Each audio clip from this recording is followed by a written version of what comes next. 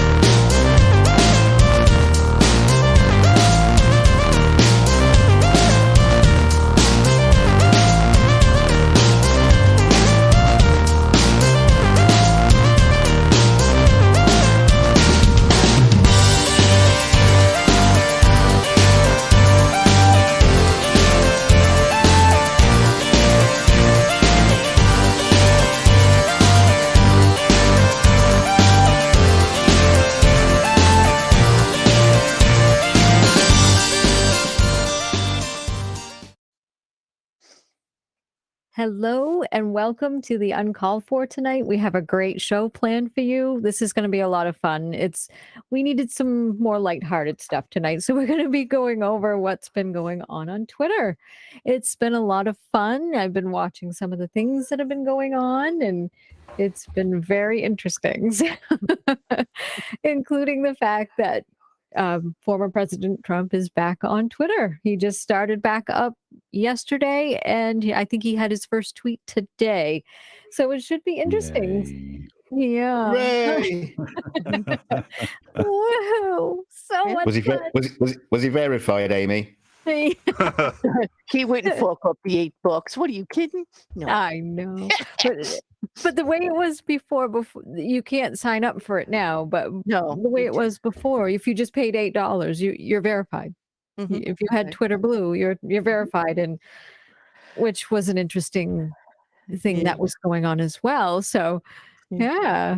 Especially since his own Twitter quote was, "Listen, you're going to pay so that we can actually increase the verification process to protect you against trolls and fake accounts. Ergo, here come like thousands of fake accounts. Everybody paid $8 just to pretend to be somebody else to make fun of Elon Musk." There was a verified Jesus account, so Jesus is now on Twitter. Yeah, The God account had to put parody in quotes so he didn't get canceled. I was rolling. the Chiquita Banana certified account came out and apologized for having a coup d'état in Brazil. Yes. Oh, and insulin was free for a whole 37 seconds. I saw that. All I can say is everybody get your boots, get your high waisters, if you have them, and put them on because it's only going to get worse. Get your waders on because they're going to be bigger. It should be interesting. Oh my goodness, some of the funny things that have been going on there. It's just, and there were a whole bunch at one point. There were a whole bunch of Elon accounts that popped up, and he said, and a whole bunch of them, including Kathy Griffin, got banned. Oh, he did bring her back though. Like he brought a whole bunch back because after he canceled everybody, first he said that humor was back on Twitter, and so was free speech. Free speech was back. He was going to bring everybody back. Everybody can have an opinion as long as it wasn't making fun of him, apparently, because they all rode with it. And the accounts were getting canceled everywhere. It just became a big mess. But he ended up bringing everybody back. I guess he saw the point. I think so. It's been a sort of a disastrous rollout, I would say, but also very comedic. It is. I've been getting a big kick out of it. I know a lot of people are taking it seriously and we're all up in arms over it, but you have to take it with a grain of salt. It was actually, if you actually sit back and watch, some of the things that have been happening have been really funny. So I've been pretty much my time on Twitter lately has just been laughing at that, and then just tweeting silly cat pictures like the one I put in the Discord earlier. Do your cat pictures have to put parody in quote don't forget to tell them it's a joke before you post it, because exactly this is a joke. Repeat. Yeah, there's actually a lawsuit going on about that. Novak versus Palmer is in appeals right now. It's hysterical. I just covered it last week. And actually the Onion and the Babylon Bee both sent amicus briefs in on it to try to stick up for parody and humor, like about, parody, mocking another account or pretending to be something else as part of humor. And they wrote amicus briefs in support of this Anthony Novak from Parlo, Ohio, who on Facebook a few years ago impersonated a police department that was having some issues in regards to they made racist posts, they made all this other stuff, but it was clear that it was a parody account. I mean, most people get it, well, they arrested him, threw him in jail, all kinds of stuff. The case got dropped, but then he went to sue them, and the whole case is about the immunity that you get if you are in public service, that you can't be prosecuted for something that you do. But he feels like they just took it through too far because their feelings got hurt, because he made a point. And so it's a whole big thing. But, I just had to weigh in. If the Onion is going to send in an amicus brief, and the Babylon Bee, which is like a right conservative parody kind of newspaper. It's not a real thing, it's not something to source. Neither is the Onion. They just make fun. They're just parody newspaper kind of things, but they actually submitted to the court on it, Aimee. It's hysterical. Oh my God. That must be a fun case to cover. I read it out loud.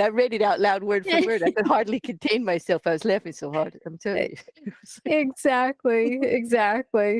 Before we continue, I just want to grab this super chat. Thank you so much, David. We have a super chat from David Oliver for £10 sterling, who says, "What is all this Donald Trump being reinstated? I saw the poll by Elon Musk, 53% for 47% against. I'm glad it's just for Twitter and not the presidency. That would have been really bad. That's Ooh. what I I thought I agree. saw when the whole thing came up. I was like, wait a minute, what? For presidency, of course not. The man was a fucking train wreck. But then it turned out it was just for Twitter. But I had voted no anyway because, well, of Right. course, anything with him, you just put no. Exactly. It's definitely. Well, I had voted too, and I said, nah, you don't need to bring him back. But they brought him back anyway, and it's just whatever. He'll get back to his old self again, and I'm sure there'll be some really interesting things being said. DKG. Yeah, do you think that this means that he's going to shut down his Truth Central website or whatever you want to call it, his social media thing? Now he's back on Twitter. He doesn't need that anymore, and it's not doing very well financially. It's not, and it's very buggy. That's what I've noticed because I have a True Social account just to go on there and is to watch him, and laugh and make sure he's not doing anything naughty. Yes, well, just to laugh too. And shockingly enough, with True Social too, this is the funny thing that I found, and so no wonder why it's doing not so well. I couldn't 5 minutes on there, and I encountered a person who believed that the Earth is flat because they thought the government was lying about everything, including the shape of the Earth. So everything was fake. Oh. They were. So, but they go on there to listen to Donald Trump though, because he's not lying. Oh, definitely. Most of them. I was really surprised at how many on a looking at some of the things that were on there. Oh my goodness, it was the funniest thing. I mean, all the list of people who were talking about flat Earth, and so I started asking them on there. So, how many of you think the Earth is flat? And at least 5 or 6 responded within 15 minutes. So you didn't say, if you think the Earth is flat, please subscribe to the Shills. The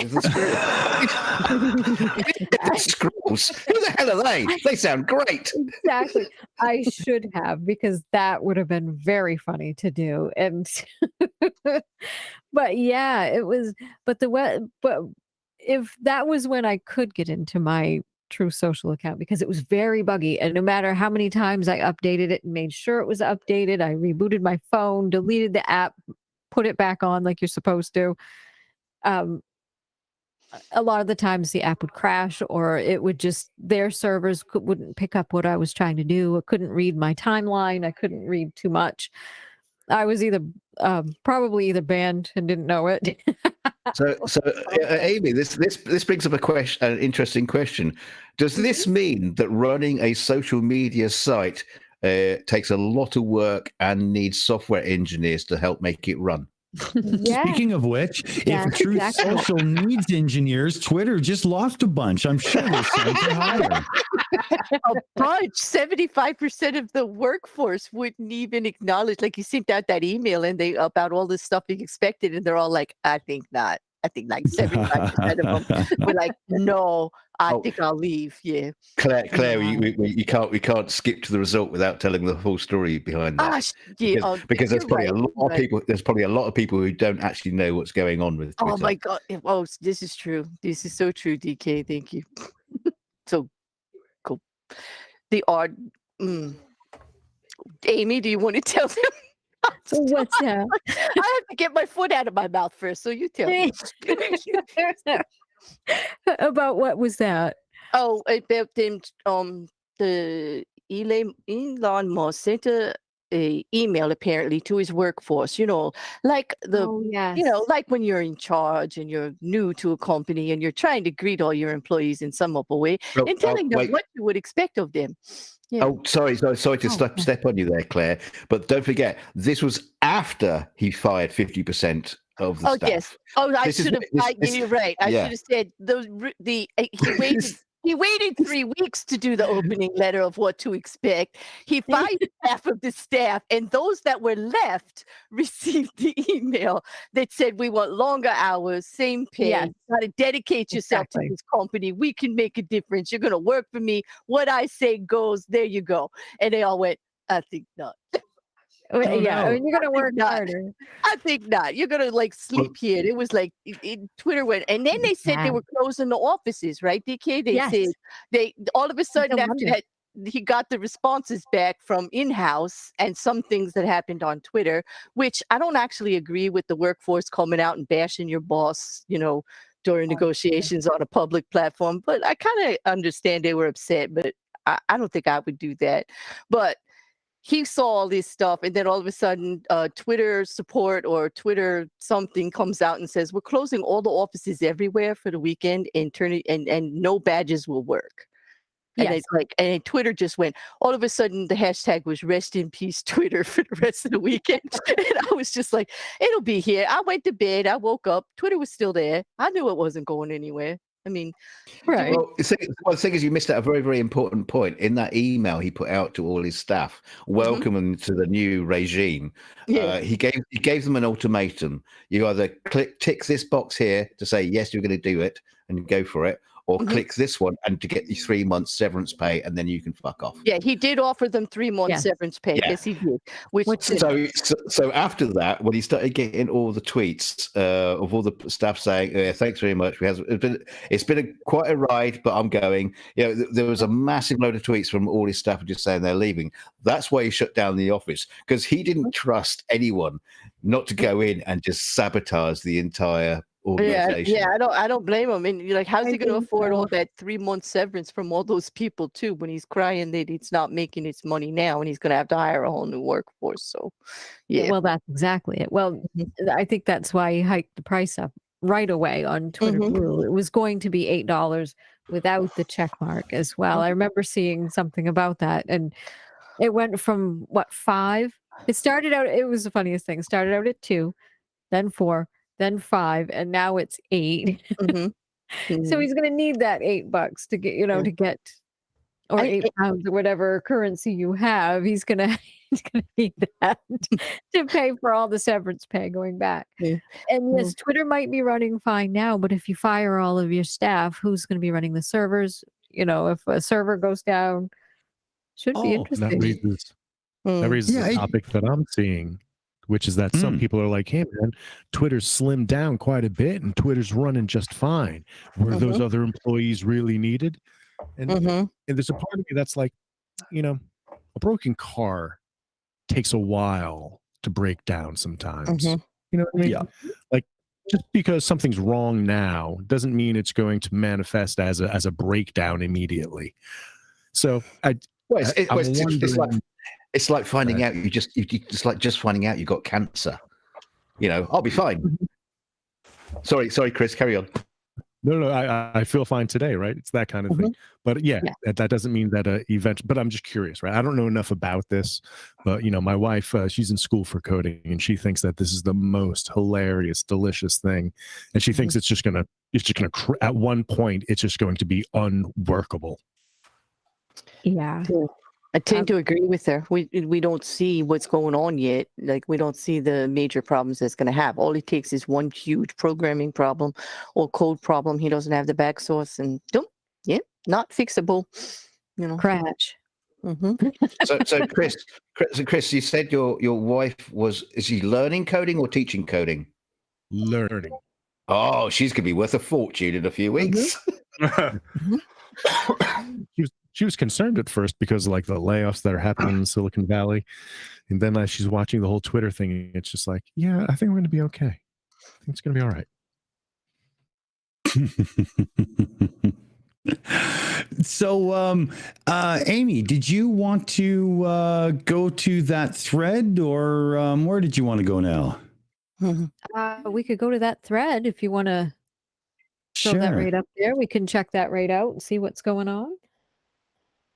We are loaded and ready. Here, I'll drop this into our little green room in the back if everybody wants to grab it and pull it up full for themselves. Sure. It should be interesting. Yes, it should.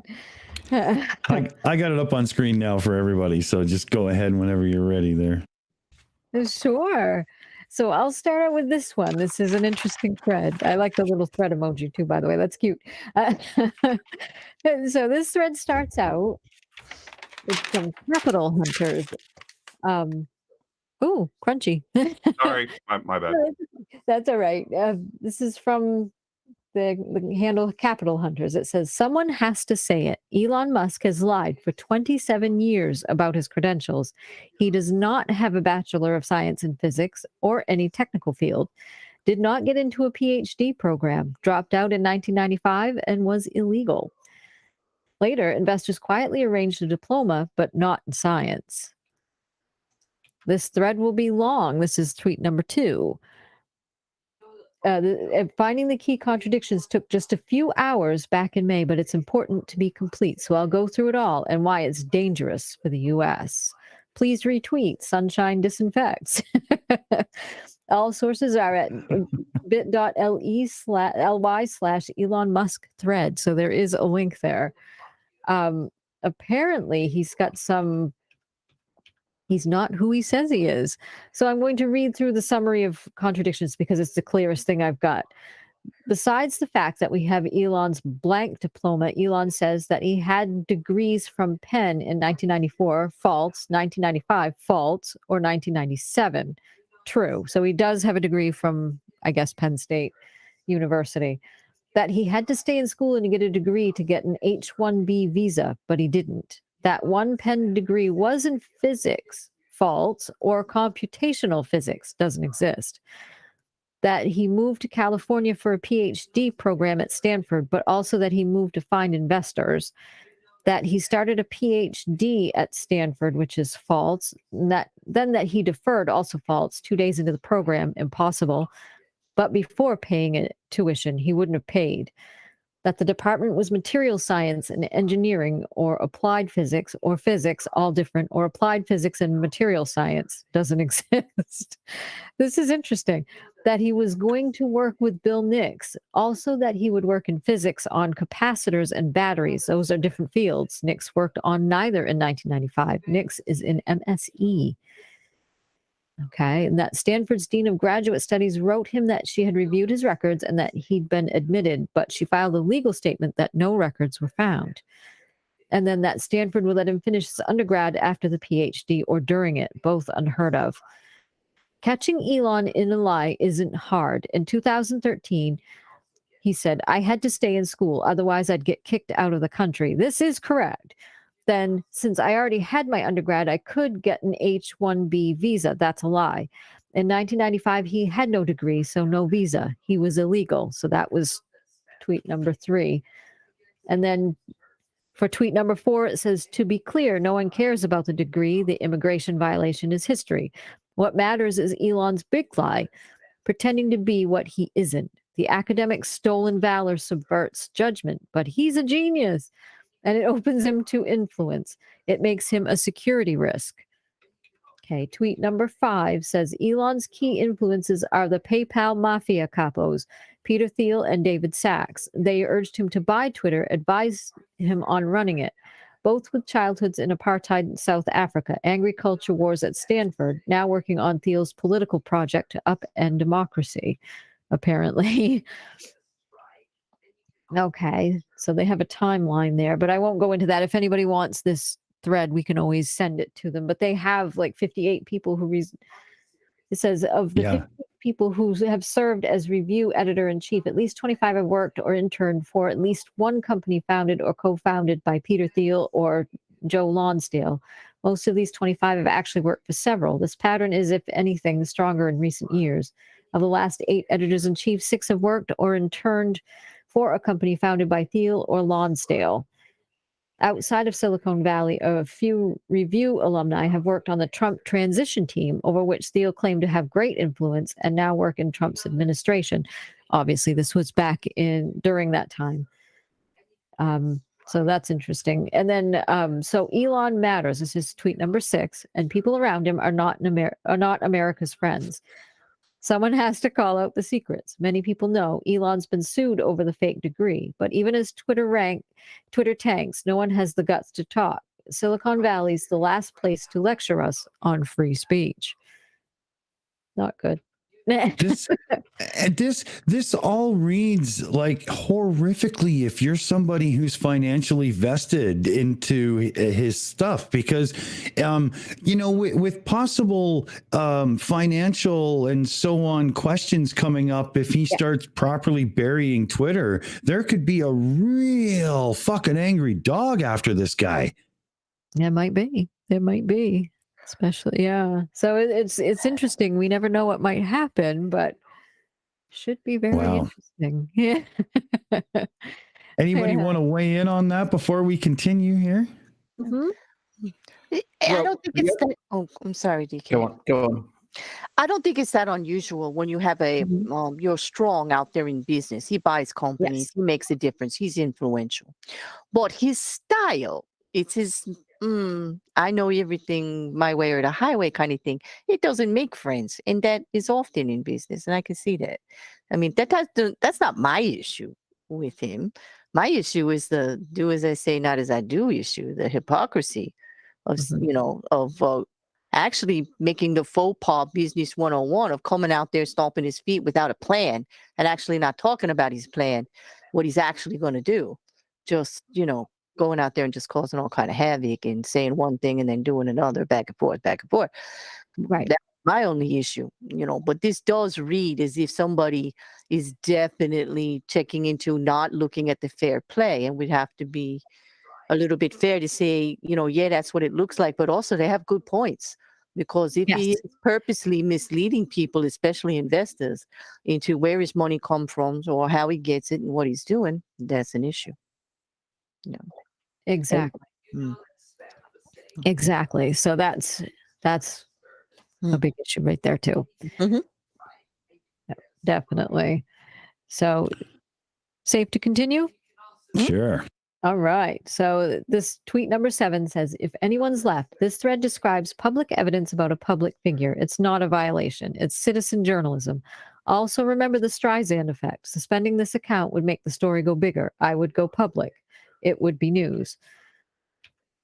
Elon Musk's tweet says, as Twitter pursues a goal of elevating citizen journalism, media elite will try everything to stop that from happening.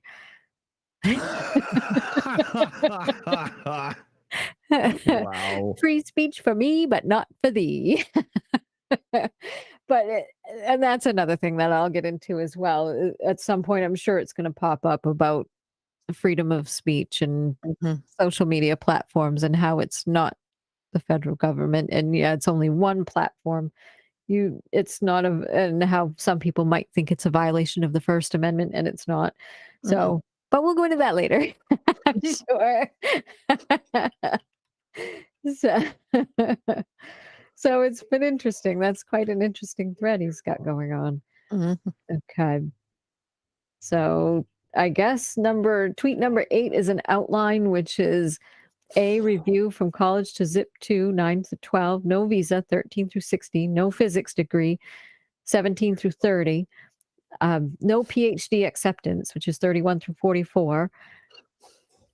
Quitting Twitter's board is 45 through 48. These numbers are significant for some reason. F, why it matters, national security. G, things to do. And H, thoughts. Okay. I wonder if that's the tweets, like as we go through. I wonder if these are the next few that we're going through, I think. Yeah, so because 9 starts like with what? A review, right? Yes. This is tweet number 9. So Part A, review. Elon Musk moved from South Africa to Canada in 1989, did odd jobs for a year, then enrolled at Queen's University, where he wore logos from the business program, QC equals Queen's Commerce. After 2 years, he transferred to Penn. At this point, he'd be on an F1 visa. Okay. Tweet number 10 says his bio describes Elon's college years, Queens, went to the least number of classes possible. Penn, video game binges that went on for days. He lived in a party house with glow-in-the-dark decor, 500-person ragers, but it's difficult to find students who remember him.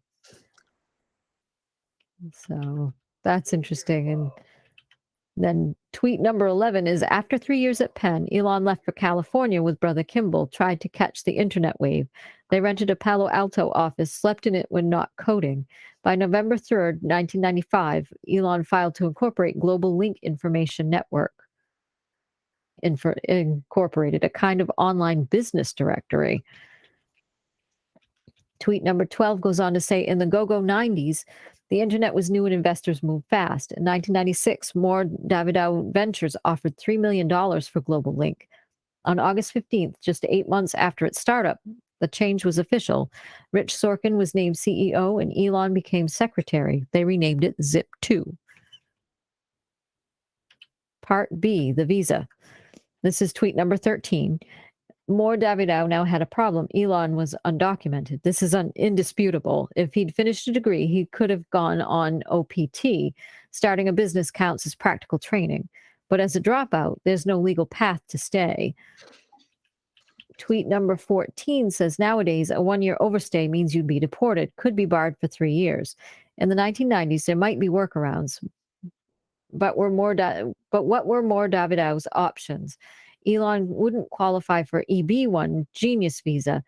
8 months of hairball code doesn't prove extraordinary ability. That's brilliant.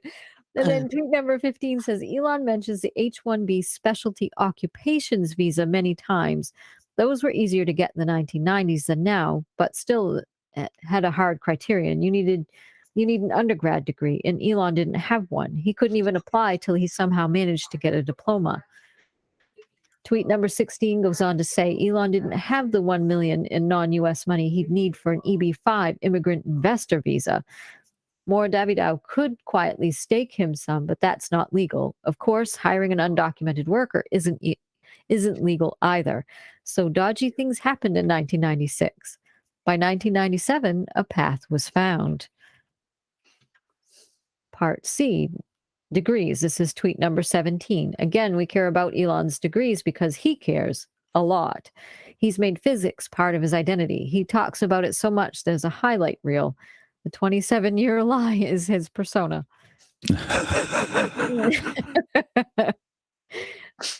Tweet number 18 says, why the lie? A physics degree isn't even that useful for Elon's career.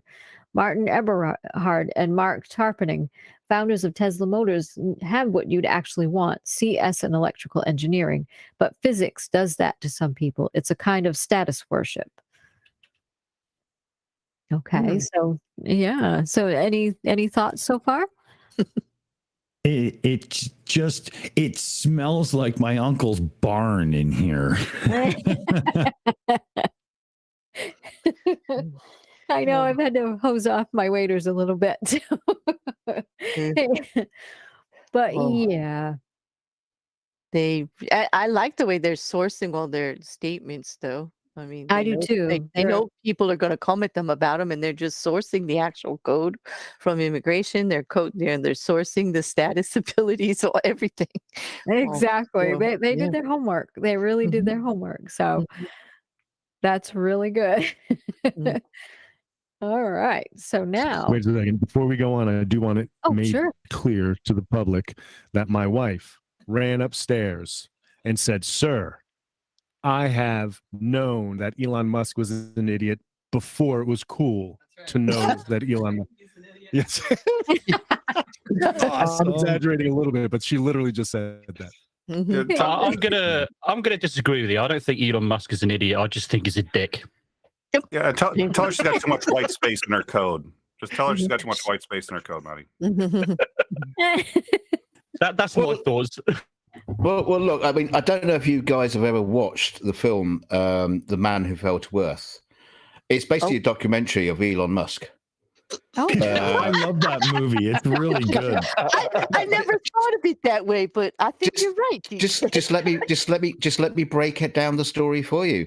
A man comes out from nowhere.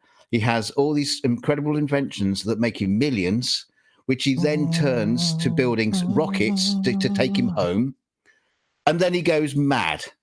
Now what we're looking at is Elon Musk in his mad stage. He didn't get the rockets to take him home. He's just going mad. There we go. Can I ask everybody a question, right? If Elon hadn't bought Twitter, do you think any of this still would have blown up? Any of it? Because I'm not sure it would have done. Quietly. I think it would still be there. Well, I think the person who's writing all this information down has definitely got a serious hate boner for Musk. Yeah. So that would have still gone on. Yeah. I think this is giving them an opportunity to bring it to the forefront, to push it forward. Yeah. I mean, I tweeted myself. I basically said, quite simply, I said, SpaceX, Elon, yes, definitely, 110%. Tesla, yes. Twitter, no, dude, it's not working out for you. Don't do it. That's pretty much how I feel at the moment. Yeah, it's too late now. Of course it is. Yeah, but I mean, what about OnlyFans? Yeah, exactly.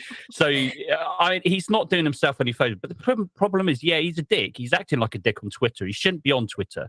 He needs to be taken off it. Somebody needs to sort of like close his account down and say, no, you're not going to go on Twitter anymore, because he's acting like Trump was. You know what he's like with, he's a similar sort of situation, because his aides were going mental at Trump because of all the tweets that he was putting out for a while. You remember for his first sort of couple of years or so.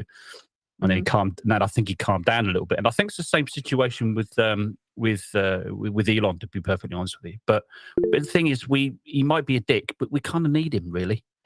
In a sense, I know you guys don't like him. I'm neither here or there in terms of being a fan for Elon. I don't really care one way or the other. I'm not reading that and going, oh, I hate his guts, because SpaceX and shit is cool. And Tesla, I mean, I wish the build quality was a little better, but he's doing a lot of good stuff. But there is some real things to point and laugh at. So sorry, dude's got to take it. Oh yeah, absolutely, yeah, totally. Couldn't agree with you more. Couldn't agree with you more on that point. I think that it's I find it to be a combination of several things. Now, I don't know if this is accurate or not, but I think that he's self-referenced as being on the spectrum, maybe Asperger's. That's how I see it. So, okay, and so of course I can't diagnose because I'm not certified to do so. Neither should anybody. To anybody that they don't know personally. That being said, I do think that he mentioned it about himself. So we'll go with that for right now. If that is true, we're dealing with, and he's a human being with lots and lots of power and money, who's autistic and kind of doesn't have the best history of having humanitarian goals at the forefront of his mind. Now, the reason why that seems dangerous is the same reason why I think his allure is for certain people. I think that for certain people, his go-get-'em attitude is a fantastic hero prototype, almost in the Ayn Randian fashion. And then for other people, that same exact quality is dangerous because there are regulations in place for a reason. Adults go through protocols. You can't do what you want when you want it. That's not how the world works. Can I interrupt you there? Dangerous. Can I interrupt you? Well, that was my point. I think I finished it. That's okay. When you say dangerous for who, though? Dangerous. So dangerous for, I don't know about the general populace. Now, I don't. I was kind of kidding. that's kind of their mental health, maybe. But hold on a second. For his mental health? Go ahead. Sorry. Sure. So when you have the power to wantonly tweet something, or even if it's not a tweet, and even if it was before he owned Twitter, to say something in the public comments that could drastically change markets whose people's savings are dependent on. When you can wantonly do that and have just no regard, right? So let's keep in mind, people that are on the spectrum are just less savvy about the social appropriateness of social norms, right? So that in the hands of somebody with power is dangerous. Social norms exist for a reason. Trampling over them is dangerous for the very reason that they're in place as a structure to protect us against the lack of that structure. I would agree with that only when it leads to the actual inference that he does not have to go by the same set of rules legally and responsibly that others do. He works actively to change government regulations so he doesn't have to follow them. To fit them so that he can not have to pay the penalty for them. So I get that. I get that part. And no one should be allowed to do that. But I do give him some grace socially. I just think that maybe he shouldn't be, like I said, out there tweeting about it right now. until he had like a real plan, because that's dangerous. Like, it's going back and forth, and then he retaliates because he doesn't understand the backlash, and then it looks more petty and ridiculous than what he may have intended. And I get that. I totally do. And it's not that I mean, currently I'm not an Elon fan based on his actions, but I do think he's done some great things too. They are a bit self-serving, but he's entitled to that. I do believe, as an American, that that's what he's going to do. I mean, anybody that goes into business to a greater or lesser extent is self-serving, you know, because at the end of the day, they're there to make money, right? I mean, you've got actually far worse people out there that are actually far more self-serving. I mean, Donald Trump, for example, when he was in business, I mean, he was ferocious. He didn't care who he stepped on by any stretch of it. He didn't care who you were. He would step all over you and destroy you to make money. That's what he did. He bought companies and he sold them off and destroyed them. Right. That's what he did, just to make money. This is why this thread exists. I'm sure we see. This is why the enemies you make in business, the enemies that you make based on your accountability. My point only being that he will suffer the accountability of it just the same as everybody else. And there was no clear-cut diagnosis. He is the only one that said that, and it was in the middle of a lawsuit. So... Well, that's true, but I mean, if you look at his behaviour, you know, if you look at people on the spectrum, and you know, we've got a couple of people in here would be probably better qualified to say this than me, but I mean, I have known people on the spectrum, including a good friend of mine when I worked at school, and it's that inability to kind of, you know, that those social skills are kind of lacking. And also his inability to grasp consequences of what he may or may not say in a social situation, and that's what it appears to be happening to me in there. Because I mean, Twitter, the size Matt, of it you're just describing me. True, and that's what I was going to say. Like we many of us do have experience, some of us more than others, but myself included. But that's where I say the danger is. None of us should actually be speaking on if he does or not without a clear. True. A clear diagnosis, because, you know, listen, there have been studies even, and quite offensively so I don't want to cause a riot or anything, but you can match up those behaviors to quite a few other things that are just egomaniac, this, that, and the other thing, or just maybe entitlement, or just made spoiled rich brat syndrome. Like, you know, so it's really not fair to lump it in. And when he used that, I found it offensive. Because if you're not going to come out with all of it, don't hide behind, don't do that. You're talking about a whole thing that I feel very close to that gets mislabeled, misrepresented constantly, and it's offensive. And, you know, he just needs to buck up. True. Yeah, I agree. It's a good job. Good job he's not running for president, then, isn't it? Well, it was suggested at one time he would. I don't know if you knew that. Yeah, I know. I remember. Yeah. I'd like to see him installed as CEO of the Trump organization. I think that would be a benefit to everybody. He's been very critical of Trump in the past, very, very critical. So I'm not sure about that. Yeah, you could fire 50% of the staff, especially Trump. Well, do you know? Talking about the firing the staff, this is one thing I wanted to say, and you just suddenly reminded me. Somebody tweeted out as well, and I think that's kind of true. Didn't he fire something like they had 5,000 employees or something, wasn't it? Something in the right region? Am I right? Look, Matt, weren't you here for the beginning of the show? No, I wasn't. No, so we talked about it. Okay, well, okay, let me put my 2 pennies worth. Am I correct about 5,000? Would that be right? I can't remember the numbers, but it's a lot. Okay, if it's 5,000, so apparently he fired the vast majority of them, and probably apparently something other than about 50 employees or something like that. But the thing was, somebody tweeted out, and I kind of agreed with it. If he's fired all those people and Twitter's still running, what were those other 4,500 people doing? Yeah, but Twitter is barely running. So, for example, they lost. They lost for quite some time the ability to send email. They shut down all the bots, and they're still having a hard time keeping the internal bots running, which includes their email. So, if you lose your password and say, "Hey, could I get it back?" They couldn't send an email. If you had a verified account, they couldn't send an email. They also now, if you have a private account, and private accounts are extremely important because the private accounts limit who can see your tweets. They limit your tweets to people who you have decided only the people that you want to allow to see them by determining who can follow you. The problem is there's the groups. I think you mean the groups. You set up these groups, can't you? They only tweet and the new group can see them.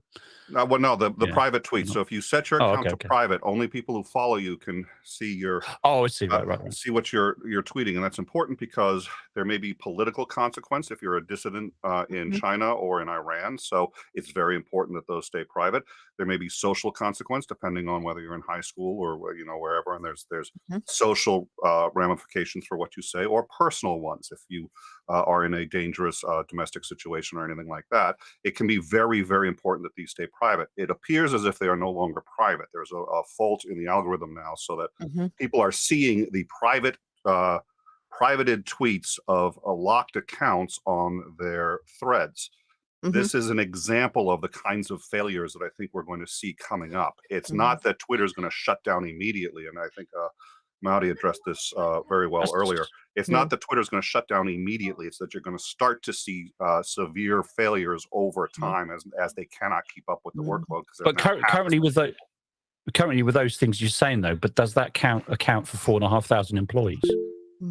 I don't know enough about the internals to know whether it does or doesn't, but I have to believe that you can't get rid of half of them. And by the way he chose in which to do this, one of the things that he did was he said, we're going to go by lowest amount for the engineers, the lowest amount of code written. So everyone who's written below a certain number of lines of code a year, they are gone. The problem with that is, yes, that does get rid of some of the, that's a problem because yes, it gets rid of some of the more inefficient coders, but it also gets rid of your absolute top 10% best coders. And the reason is your best coders always write fewer lines because they're solving the bigger, harder problems. So he got rid of all his best critical people in that, which indicates he either doesn't know or doesn't care how he's doing this.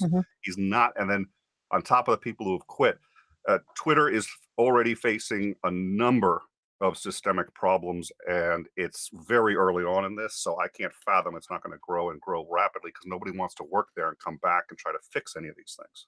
Yeah. Anyway, Claire wants to, I think, there. Oh, yeah. It was just that what Nick was talking about with the Twitter. It seems to be people that have blocked you or unlocked accounts. If someone that still follows you retweets it, it's open. It's now open public, which never was before. Like I've noticed it on several of my tweets. Yeah, it was. It actually it's in the retweet process. I think the error in the code before that used to be blocked out that you couldn't see it no matter where it was synced. Now, if someone that actually gives you access to their feed retweets it, it's open to you, which was a weird change for them to make. Well, what's strange about that is the fact that you're saying there are changes have been made. That means there has to be someone there to make the change. Well, we don't know if it's a change or a breakdown in what was already there. Like we couldn't say. We're observing a change. We don't know that it was an active. We don't know if it's a symptom or if it's a feature. But if so Elon decided to shut down all the bots, but all the internal bots. But 20% because somehow he felt this would improve efficiency and impress people that he's doing this. And I don't know how or why because none of us know what percentage they actually need as a minimum. But we do know there were some they needed that were shut down. That that change of the inability to that's a change, but that's not a feature. That was a result of shutting off vital systems. And it appears some of this is a result of him maybe trying to make code more efficient, but pulling out things that he may not understand are in fact essential to the proper operating of Twitter as it's been operating. Yeah, that makes a lot more sense when you put it that way.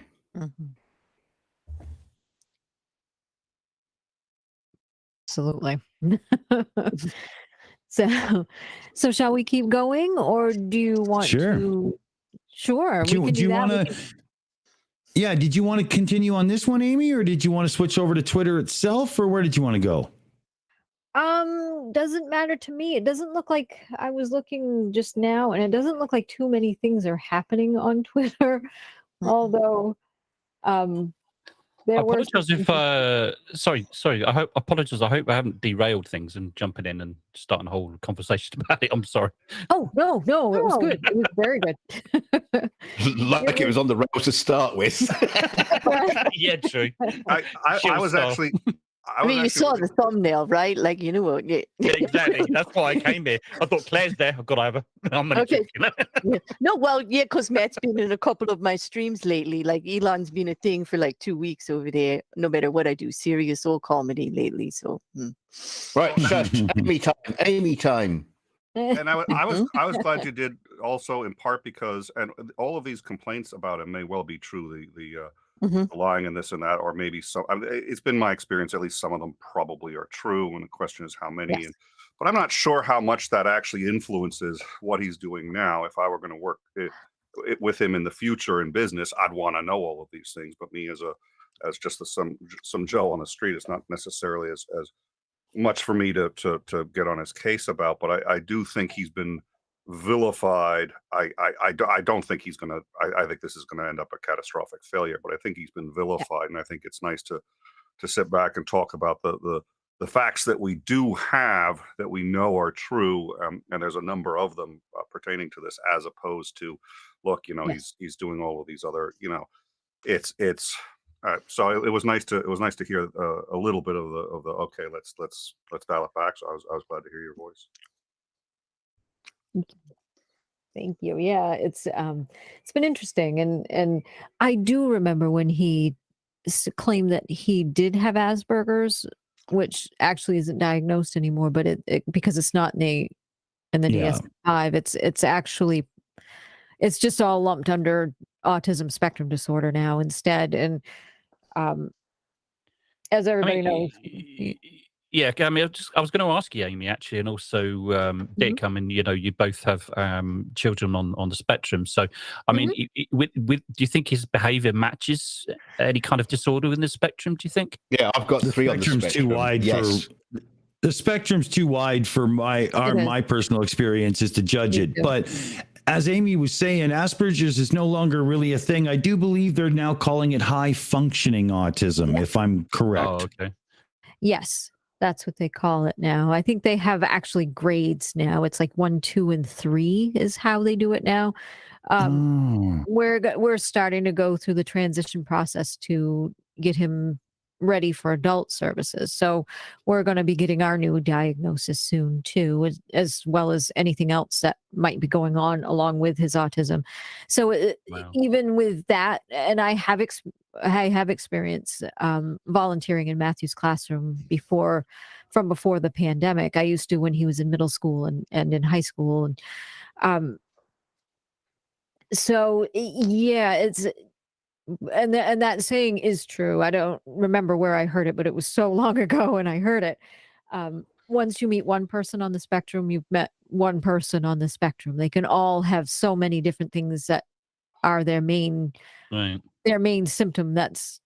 So it's hard to tell whether or not Elon is on the spectrum. It's impossible to tell, right? Unless somebody would have like a certified psychologist or a neurologist would have to sit down with him and do extensive testing with him too. Yeah, so I mean you can have like social anxieties or something, and then you can have some of the outward appearance of somebody that's slightly on the spectrum, but you're actually not.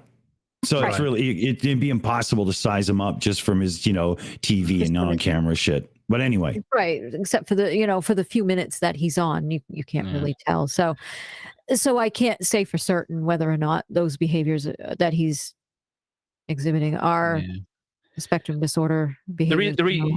The reason why I made that comment early on, because like I said before, I did have a friend of mine I was quite friendly with at school, and he very similar to sort of the way Elon Musk kind of acts.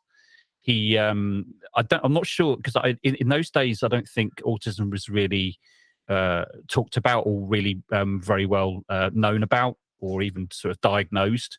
But I do keep in contact with him from time to time, and he was later diagnosed with something on this. I don't think it was Asperger's. It was something on the spectrum anyway. I'm not 100% sure.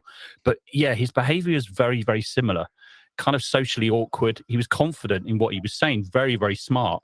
But he just seemed to say things that used to rub people up the wrong way, and he just didn't understand the consequences of it.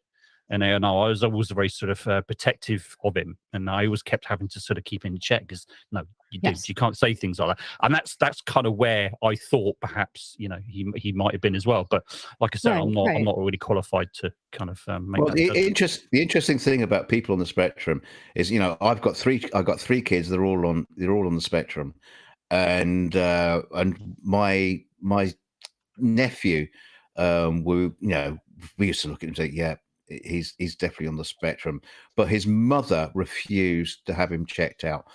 She just refused because she was like a teacher. She said, "Oh no, my son can't be like that. My son can't be like that."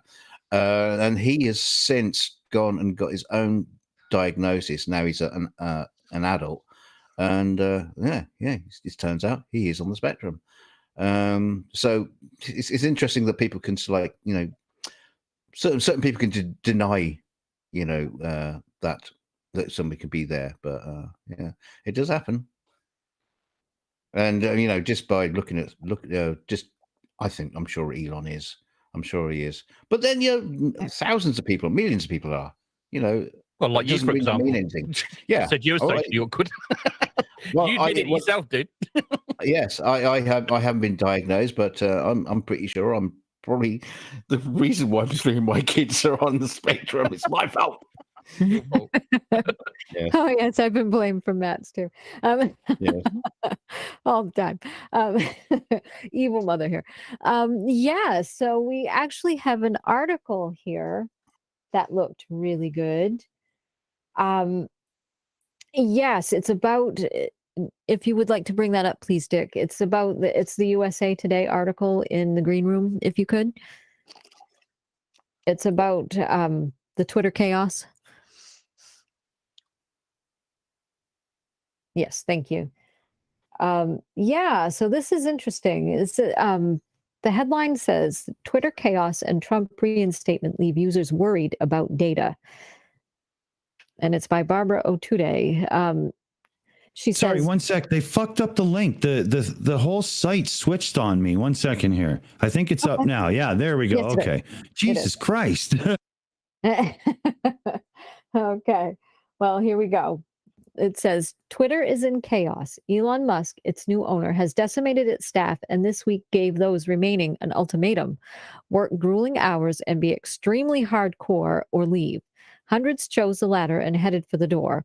There are already signs that the exodus is stressing the system. Some users noticed problems receiving text to sign in with two-step verification. Test pages are showing up in the wild. Some users are seeing a renewed barrage of spam in direct messages and on their feed, while others complain of receiving new replies to long deleted tweets and seeing saved tweet drafts disappear. Still, the bird site is chugging along. Trump is back online, so Musk is to restore Trump to Twitter after online poll. Yeah, he had that poll. And Twitter won't simply shut down overnight, but security experts warn that the drastic job cuts may open the door to bad actors exploiting the platform's vulnerabilities and compromising user accounts. While there's not much you can do about Musk's on-the-fly teardown of one of the world's key online information ecosystems, there are steps to protect your account if you, like millions of other Twitter users, are not ready to fly the coop in search for an alternative. One is to enable multi-step authentication.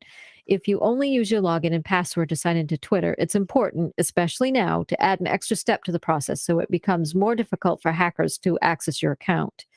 Twitter has three methods to choose from: text message, an authentication app, or a security key. Since there have been some glitches with users not receiving text messages to authenticate their accounts, and because it is generally considered a safer option, using the authentication app is probably your best bet. To do this, you'll need to download one of a number of available applications to your device. They are free in the Apple or Android app stores, and some examples include Google or Microsoft Authenticator, Authy, Duo Mobile, and 1Password. Once you have the app, open the desktop version of Twitter and click on the icon showing ellipses in a circle. There you'll find settings and privacy, then security and account access, and finally security. Here you can select authentication app and follow the instructions to set it up. Twitter will ask you to share your email address to do this if you have not already. Yes, Matt, did you have a question? Yeah, no, it's really a point about Elon Musk forcing these new working practices or working environment on his staff. Yeah, he's completely gone up the wrong tree with this. He's used to an industry, particularly with SpaceX. That kind of industry does demand, long working hours and pretty hardcore working practices. It's expected, it's standard within that industry.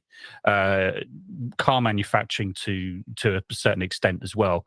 But the thing is, what you're talking about Twitter, you're talking about office workers, you're talking about coders and programmers and all the rest of it. They're not going to accept that kind of practice. They're just really not. And I don't think he realizes that. And I think he's gone. I think that's absolutely bonkers and crazy. He's going to lose some very talented people, and probably already has lost a lot of talented people that way. And I think that's a foolish thing to do. Yeah, absolutely. Exactly. Yeah, it's very foolish, and I don't think he's equipped to run a company like this. He's used to SpaceX and a car company. I just don't see.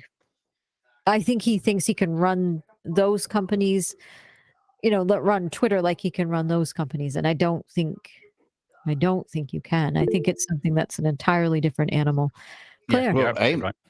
Well, Aimee, just on that point, just before Claire comes in, do you think this might have a knock-on effect on his other companies, where people are watching this happening, thinking, "I'm not too sure I want to be around this company." How could it not? Just in case. Right. It's if you see one company being run like this by the same person, I think I would probably, some alarm bells would go off with me too. That brought me to a question, Aimee, when you said that. Like, I'm wondering how many of us on the panel, like, what your opinion is about, can he turn it around?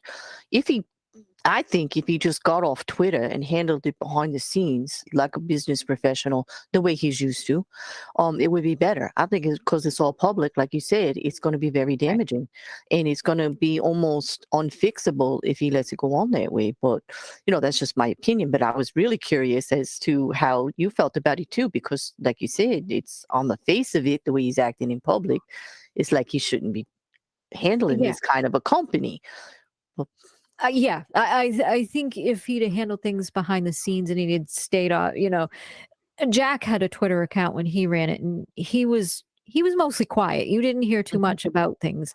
I think if Elon had done the same thing, I think things probably would have seemed a lot smoother, and I don't think we'd be seeing as many of the headlines as we are right now.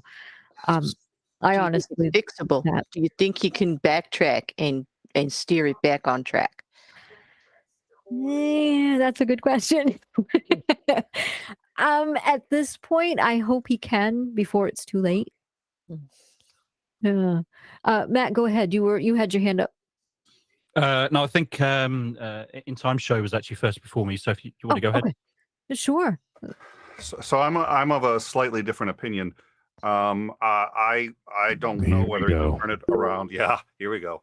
I don't know if he can turn it around. He has no interest in turning it around. It's headed exactly the way he wants it to go. Everything is happening within a margin of error, exactly the way he wants it to happen. So I don't know what there is to turn around. He is trying to destroy the company. I have zero doubt of that, and there's a number of reasons why. He's not incompetent. And when people run around saying, well, gee, he's incompetent, this and that, I'd like to see the evidence for that. I'll admit that I think he's somewhat overrated, but he did great at SpaceX. What he's done there has been really remarkable. Was he really responsible for PayPal being successful or not? I don't know. Plenty of people argue it, but he ran the company and he didn't do this. He's run a lot of companies and this has never happened before. So it seems to me, and he's got a lot of reasons to not want to have Twitter around and not want to be a part of Twitter. And my suspicion is he knows it's going to run it into the ground. If he declares bankruptcy, first of all, actually, he's loaded up Twitter with a whole bunch of debt, so he's not going to have to pay that. At most, he's not out the $44 billion. At most, he's out the 27. 44 was it? I forget what the number was. He's out 27 billion. Second of all, he has a problem with China just by owning Twitter because they hate free speech platforms for obvious reasons, and they are his biggest For Tesla, that's where he sells most of his cars. 40% of Tesla's cars go to China. He doesn't want Twitter. It puts him in a very awkward place with China, and they now have leverage over him. It explains how and why he's been acting so crazy, even as crazy as I think most of us think Elon Musk is. This idea that he would do the poll with Trump or any number of the other things that he's been doing, the checkmark verification, he's just not that dumb. I don't believe he's that dumb. So I think I don't think it's so much that he's saying, let's burn this thing as quickly as possible, but I think he's taking it out for a joyride and watching it crash and burn. He's going to declare bankruptcy. He's going to get a good percentage of his money back, actually, and he can write off the rest. It doesn't cost him anything, and I don't think he really cares. That is a good point. Matt, you were next. Yeah, I was going to ask actually, well, maybe explore the reasons why he bought Twitter. I kind of disagree. I could kind of agree with In Time Show actually said to a certain extent, but I'm not entirely convinced. I mean, you look at the reason why he bought SpaceX. We all know the motivation behind that. At least most of us do, and also to an extent with Tesla as well. But I'm not really. I'm not au fait with exactly how the American system works. What you can write off and what you can or cannot write off. I don't think he's still gonna lose quite a substantial amount of money. I think. I don't think he's set to actually write all of it off. I don't see how that would work. Again, like I could be wrong. I'm happy to be proven wrong for that. So it's kind of, why did he buy it then? And my feeling is that I don't think he's going to destroy it. I think he's trying to turn it into something of his own, with his own mark on it, really ignoring what other people actually want. That's my kind of the feeling that I'm getting for whatever reason.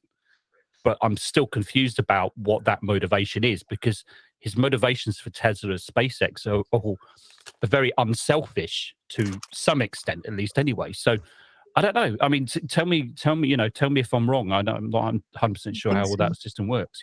He can't write all of it off, but he's actually still only on the hook for $27 million, because in bankruptcy the debts get handled by the bankruptcy court, and he's not on the hook for that. So in that, he bought a lot of this through, I forget the company, but through another company that made a loan for that money. So he's not actually going to be personally on the hook with that if he files for bankruptcy. But even if you take the question sort of at face value, can he pull it out? The answer is still, in my view, would have to be an absolute no. It was already losing $1.1 billion a year. That was before a huge number of their biggest advertisers, GM, Pfizer, Eli Lilly, United Airlines, all pulled out. There's probably a case against him from Eli Lilly for a certified, verified Eli Lilly account. Now, he personally said, oh, we're doing it differently, but their terms of service didn't reflect that change. So the fact of the matter is, by their terms of service, that Eli Lilly account that said all our insulin is now free, that was coming from a certified, Twitter established the Eli Lilly account, and they took a huge hit on the stock from that. And that's not the only company that's ending up with a lot of egg on their face. So he now has less than half the staff that he needs. Many of the best are all gone. Advertisers are fleeing. The regular users don't know what the blue check mark means versus the gray check mark, which is going to be extremely important, except we're not using it anymore. And then failure of major systems, such as the verification, such as the emails just to log in if you've got two-factor authentication. If he were able to fix this all today, maybe he could get the advertisers back and start making some money, but I don't see how he recovers the brand awareness and the reliability of things like that blue check mark, which is critical to that service anytime soon. So I don't think it's recoverable. Can you clarify what his motivations are? I think you kind of went through it a little while ago. What his motivations are for destroying Twitter? I don't understand where that's coming from. I don't think he wanted it in the first place. I think it was part troll. I think it was part he wanted to understand the financials. It's been a while. I remember we did a deep dive into his motivations a while back, but that seems like 30 years ago, considering how much has happened since then. Yeah, I'm gonna jump in because I've had my hand up on this subject, because it seems to me that his hand was forced. He was going to buy Twitter, and then he was going, no, I don't want it anymore. And they pushed him into it. So for me, pushed him into it? Twitter, No, he was Twitter did legally. it. No, a court forced him to. They were Right, okay. threatening to sue him. The Yeah, court, go back the to court All right, forced all him right. to buy Never Twitter. mind, never I mind. don't get it.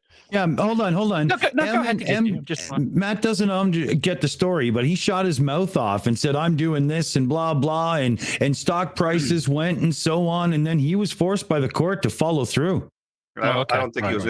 I don't think he was interested in it from the beginning. He was forced to do it, and it creates far more liabilities again, especially with China, than it solves.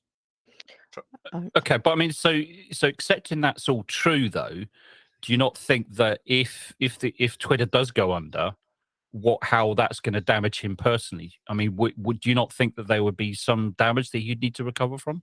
I don't think he's calculating the damage to his reputation. I don't think, whether it's because he's autistic or for whatever reason, I don't think that's factoring in his thinking. I think he genuinely thinks this is separate from everything else I do. It won't carry forward. Obviously, that's not true, but I think that's how he's thinking about it. He's going to lose 27 billion on it, which is more than half, but it's not like a quarter of his estate, and he can still write off a huge chunk of that. So all told, how much is he going to lose? I'm going to guess 10 billion, which for him, it's not nothing, but it's a reasonably small portion of his. And he thinks everyone's going to forget it tomorrow. He's wrong, but that's what he thinks. Claire, go ahead. Yeah, he wants a toy. Oh, I'm sorry. DK, finish. No, it's all right. Carry on. Okay. I agree with Nick. I mean, just in the Lily case alone, he actually came out, started the $8 verification, allowed that to happen, collected the money on it, and then backed it off, canceled the program, gave Lily a case, an actual legal case of the damages that they lost just then, all of the extra work they had to do on their own reputation to get back to fight against what just happened. And he did it. He did it all in tweets. That's what I mean. Like, he's on Twitter making bad moves, making more and more debt for himself, like Nick is saying. It's like he doesn't care, but it's just going to keep snowballing. Well, just looking at that one instance, you can actually see a whole legal fight there, and it's all documented right on Twitter, move for move. And he's not going to win that case. He's not going to win that case. He's got no protection when he came out as the CEO and said, "I am going to protect people from false accounts by charging you $8." Yep. Well, and human rights groups are bailing. They don't want to advertise or use Twitter, especially if he's bringing on Trump and a whole bunch of other people who were off it. And then advertisers are bailing. So he's aside from how much he's lost in staff, a company that was already losing 1.1 billion a year is now poised to lose a huge chunk of its. I don't think very many reputable advertisers are going to be interested in sticking around, and he can't milk the users for money, especially not the way it's working now. So he's got to, and he's already floated bankruptcy. He floated bankruptcy earlier, which might have been a threat just to motivate people, or may have been to prime the pump. I think it was to prime the pump. I think that's been his goal all along. And yeah, now I think this is what you said earlier. I think it's a joyride, right? He's just like, I could do whatever I want because I don't care about it, and it's going to end anyway. And if he is seen, if it's so crystal clear to everyone that he's deliberately destroying it, then the shareholders have an action against him. So it has to be credible enough that we can have this argument and say, no, he wouldn't actually do that, or he is genuinely trying. So he has to kind of look like he's trying, but I don't think he gives a fuck. And my the best defense of that is he has never behaved this poorly ever, and this is just right out of the gate. Yeah. Does he actually have shareholders right now, Nick? That's my question. Or do you mean in his other companies? Because like there was all this stuff back and forth about him buying out everything, and he was the only one. And like, I'm confused on that. So no, he offered to buy them out. A number remained, including the largest shareholder now, other than him, the second largest shareholder. I think it's 17%, is a group from Saudi Arabia, the Royal whatever, and they're currently the largest shareholder outside of him. So he does have some legal ramifications for all this. Even if he is burning it to the ground, it's not going to be easy. They may not sue him for any number of reasons, but there are other shareholders that may, and there are other interests involved. So it could turn into a nightmare. And it does. It seems like it's a joyride. And the only reason or way that he'd really, in my mind, do this, because I don't think he's completely unhinged, is he doesn't care. He knows he's got to get rid of it. So he's just, this is the way he's doing it. But again, to answer the original question, no, I don't see how you lose this many employees, this many advertisers, lose the credibility of your core audience, lose the respect of, and then have the CEO turn into a laughingstock and recover. I do not see that path. Mm-hmm. And then you add the fact that you really don't think he wants to, and I kind of agree with you. I don't see what he's doing as not being a little calculated. Yeah. I agree. Absolutely. What do you think there, Aimee? Did you want to go through a bit more of that then? Oh, yeah, we can, definitely. Let's see what we've got here. We've got... Okay, yeah, the next thing was they said to do in that article was to shut down third-party access, which I think is a wonderful idea. I don't use any Twitter clients anymore, just the actual app itself, which does seem to be better. I have deleted and it's too bad too, because I used to like Echophone and all of those other apps that I used to use with Twitter because they seem to work really good for me. But they did say to shut down third-party access. And Jane Manchun Wong, an independent software and security researcher in Hong Kong who follows Twitter closely, recommends revoking permissions to third-party sites and apps through your Twitter account. That's because if there is a potential security problem with Twitter's API or application programming interface, which lets third parties access Twitter data to create apps that work with Twitter, for instance, with fewer people working at the company, patching it up will inevitably take longer.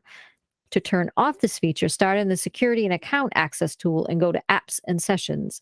Here you should find all the third-party apps that are connected to your Twitter account, including some you may have linked years ago that no longer exist, and you can revoke access to each one.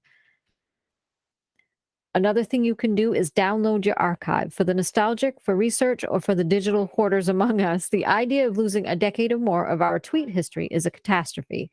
Fear not, though. It might take some time, but you can download your Twitter archive if you'd like to ensure it's preserved, just in case. As with other more complex features, this tool is only available on the desktop version of Twitter in the Your Account section of settings. You will have to enter your password again and go through two-factor authentication if you have that set up. When your archive is ready to download, you will get a notification on Twitter. Again, you will have to download it on the desktop version of the site. While normally this process takes about 24 hours, it may take longer now. Some users have also reporting having to try more than once. The last thing you can do is preserve your followers list. While there's no perfect replacement for Twitter, and of course Twitter still is still here, many users, especially those in journalism, tech, and academia, are signing up for Mastodon, a previously little-known platform that launched in 2016. Mastodon is a decentralized social network. That means it's not owned by a single company or billionaire. Rather, it's made up of a network of servers, each run independently but able to connect so people on different servers can communicate. Signing on can be complicated. You will need to pick a server to join, but regardless of which one you choose, you can still communicate with people on other servers. Kind of like how you can email people from your Gmail account, even if they are on Outlook or another email server. Yeah, it's actually easier than that. It works just like Twitter. I have a Mastodon account. You can just add somebody. Yeah, the description makes it way more complicated than it is. You just pick a damn server and join, pick a name and start going. Like, you don't have to know the back end. Just enjoy it. Yeah. It made it sound a little bit more like Discord. It sort of does. It does sound like that. And it doesn't matter, like they said, it doesn't matter what server you pick. I just randomly picked one and said, fuck it. Pick this one. It's got a short name on it. Perfect. And I was able to get my username perfect, and I was able to search for people just like I always have on other things, and I was able to find most of the people that I wanted to follow on there. So I have that as a backup. Yeah. And so it works perfectly fine. So easy to use, has hashtags, it has emojis. It's actually, that's one of the easier ones to use, because I tried another one too that I think is too hard to use, is too much, it's too complicated to make a post on it. So I gave up on that one. But Mastodon is really good. I like it. I actually like it. Well, Amy, it's kind of interesting that they pick an extinct animal as their name for I know. for a service. That's not a very good start, is it? That's You want no. That's not. Phoenix or something, you know. I think personally they should have picked palaceascats.com, but hey, what can we say? Hey, Amy, we're working on it right now. Palaceascat.com will be a thing. Thank you, and everybody will have a Palace's cat for their profile picture, no matter what. So, but yeah, it's not complicated. They claim it's complicated, but it's really not. And once you're in, you're in. It's just it's easier than what they say. And it says once you're in, you can go to fedifinder.glitch.me and find your Twitter following or any Twitter list you might have to see if they also have Mastodon accounts, which is kind of cool. So there's that feature on there. Many Twitter users are also listing other social networks and content information in their bios or even Twitter display names so people can get in touch with them just in case, which is I've also seen that. Mhm. I've seen that, Amy. A growing number of people actually have their Mastodon name in their damn Twitter handles now. Yes, exactly. And that's how I was able to find a lot of people, cross-platform in both directions. So that way I can, if I find one on here, just in case I have them all.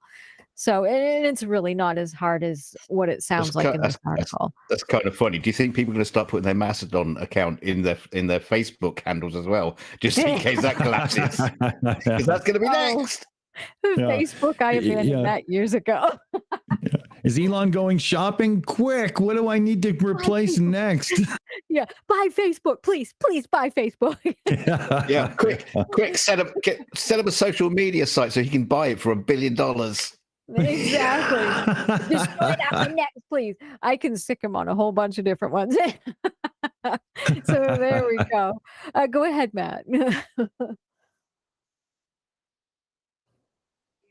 Oh, what happened, Matt? Oh, sorry. Hello? Sorry, I was muted. Schoolboy error. Can you hear me? Yes. Yeah, okay, no problem.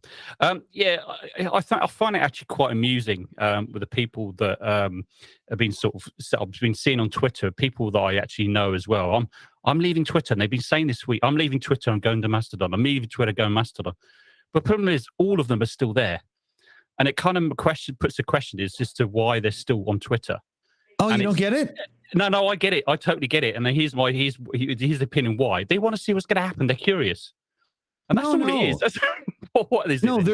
they're not ready to jump ship until enough of the others do. But they've all got their accounts ready, and they're hoping that Mastodon is the one because that's what everybody's talking about. But everybody's still actually lurking on Twitter because there's not enough of a transfer yet. And unless enough people go, it all fails. Well, not fails because it's not like it's some victory, but you know what I mean. It won't work. Yeah, I think that's true to a certain extent. No, I think you're absolutely right. I'm not going to disagree with that, but I think there's a lot of it as well just to do with curiosity. They want to know what's going to happen. They really do. I think that's the reason. And there's one particular guy who I would have talked to quite a lot, and he's on YouTube, and he's been talking about this right from the word go. I'm leaving, and he's still there. He's still there. 4 weeks later, he's still there. Right. Is this a bad time to shill out my MySpace account? What about your OnlyFans though? What about that? Can we see him on Friends Reunited? Fuck his OnlyFans. Not enough nudity. Friends Reunited. That was years ago. That was 90s, wasn't it, or something? I don't know. Yeah, you missed the gag.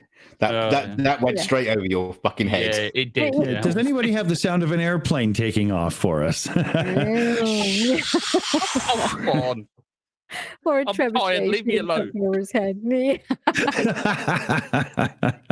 exactly.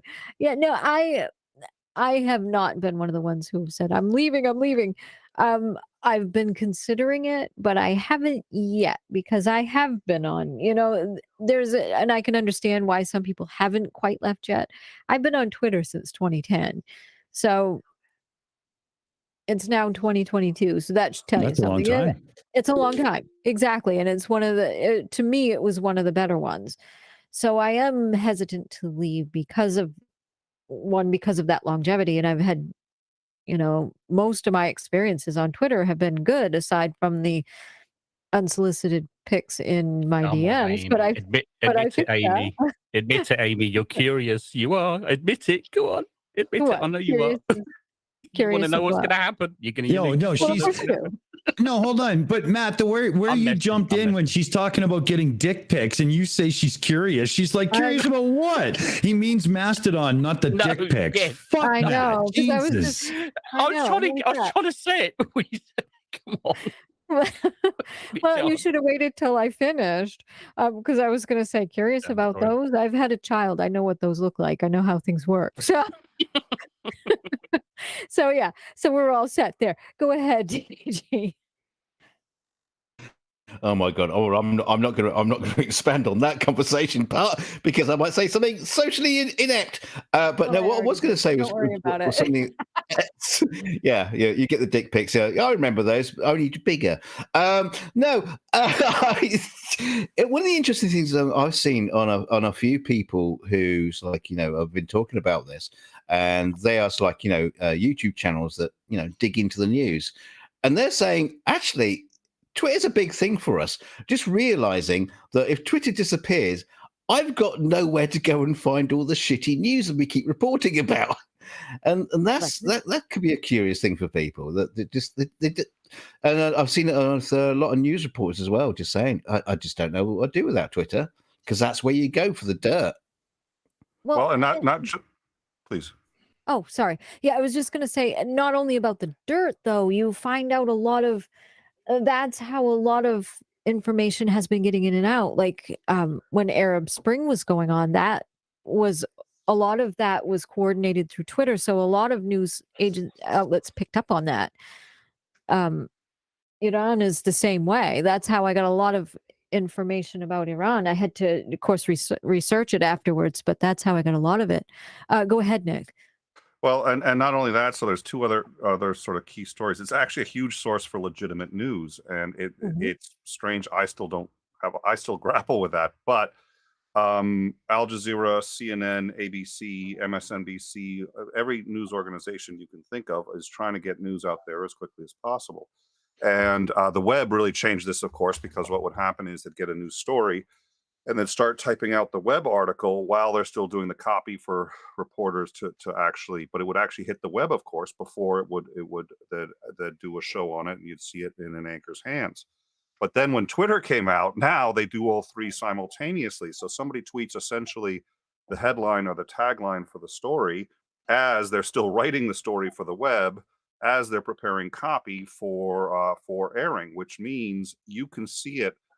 A major news story on Twitter anywhere between 15 minutes to an hour before it breaks by that same news organization, and that's every news organization on the planet. So it actually turns out Twitter is probably the single best. Yeah, it's the best source for breaking news and staying on top of things on the planet right now. So that's a bit of a shock. And then yes, the Arab Spring and any number of other countries that have used it to communicate, especially when they're under the thumb of a dictatorial regime, losing that resource is going to be quite a blow. So I think it's a cesspool. I thought it couldn't possibly get any worse. Elon Musk has proven me wrong. So thank you, Elon. But having said that, it had redeeming qualities that are very important for a lot of other people. And I think that's a huge loss. It's very sad. It is a huge loss because I used to and I still do. I still use my Twitter account. I follow Reuters. I follow Associated Press. I follow all of those, and when they tweet about the news, they have a link right in there, and I can just go follow the link right from there. But it's so easy to find these things on Twitter because I can just go to their accounts and look. It's harder to do that on other social media platforms. And so, Twitter is just so important for that. It's hugely important. Great jumping off point. Like then you can go further into the internet to research it better, but you're going to find that first article there on Twitter. I agree. Yeah.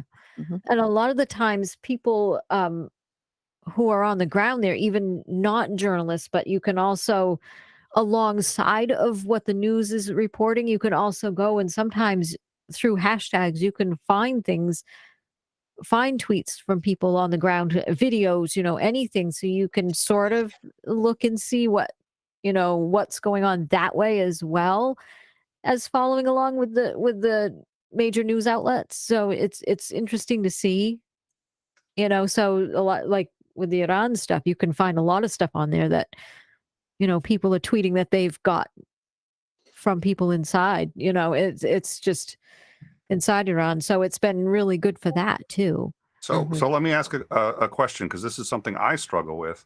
I don't want to hate Elon Musk, and I think there was a really great point brought up earlier that he's a businessman. So you really have to treat businessmen like businessmen, which is they've got very specific goals. They don't have certain obligations, but here he is really tinkering with a platform that does do so much good in some areas. Does he have a responsibility for that? Is he morally culpable? Is he not? And I'm not saying I know the answer. These are questions I'm asking myself. This isn't loaded. I'm like, I don't know how to feel about it, because part of me wants to say, hey, it's not factoring in his calculation, and that sucks, but that's real life. And then the other part of me is, no, real life is what's going on in Iran, and he's making their lives harder. Exactly. That I'm struggling with that too. I'm of two minds of the whole thing. I'm on one side, let it burn. Maybe somebody will come up with something better. But on the other hand, this is how news is getting out of some of these places that normally can't. So go ahead, Claire.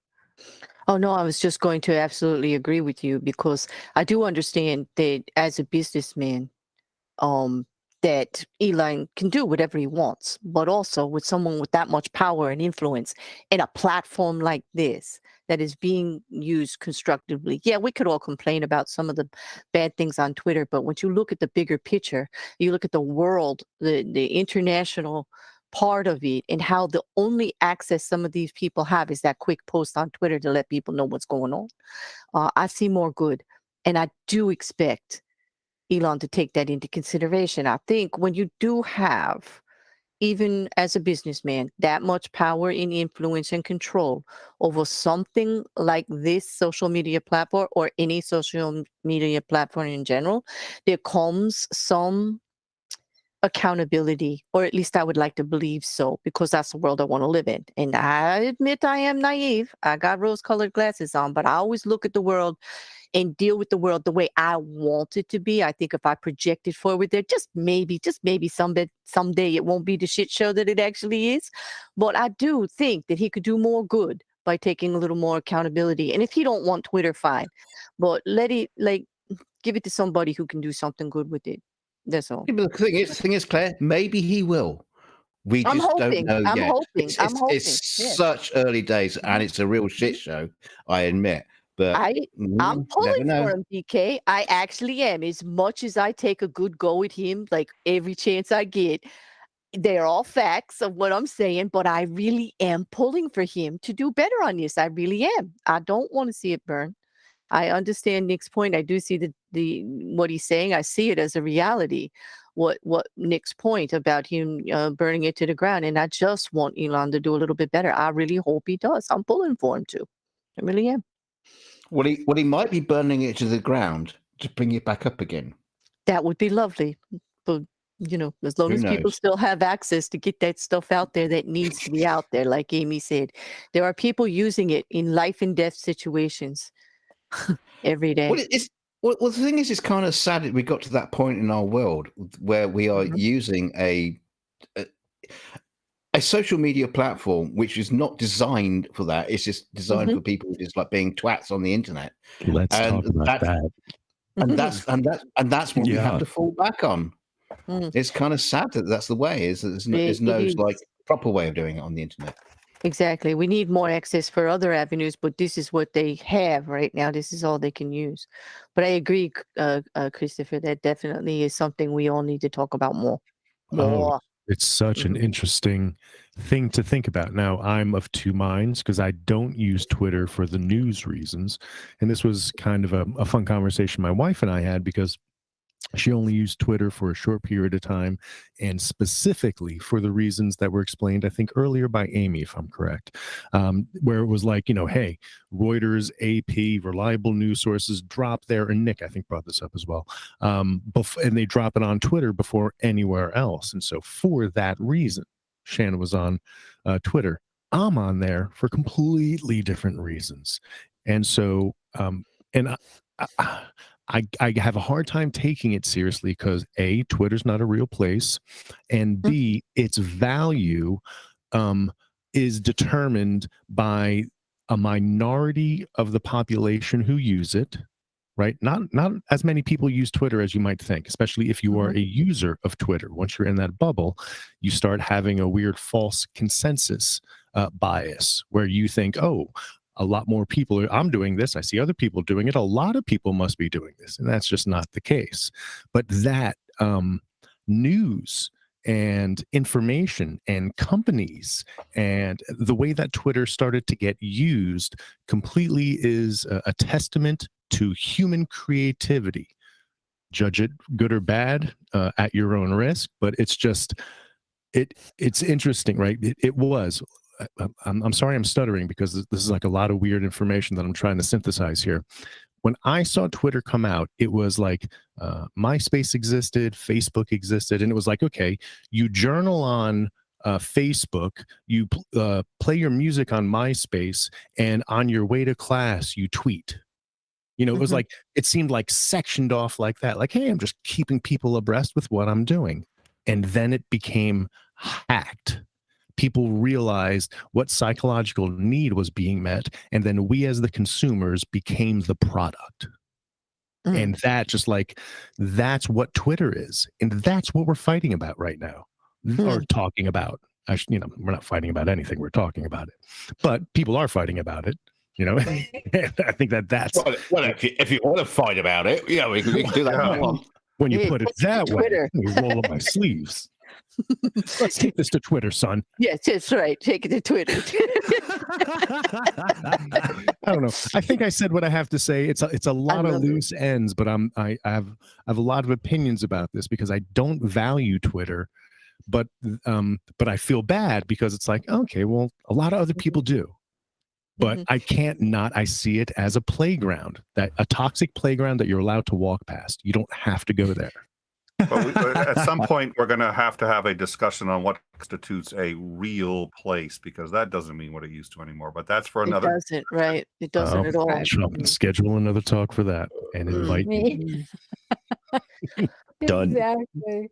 Yeah, it's one of those things. It's like a train wreck. You can't turn away.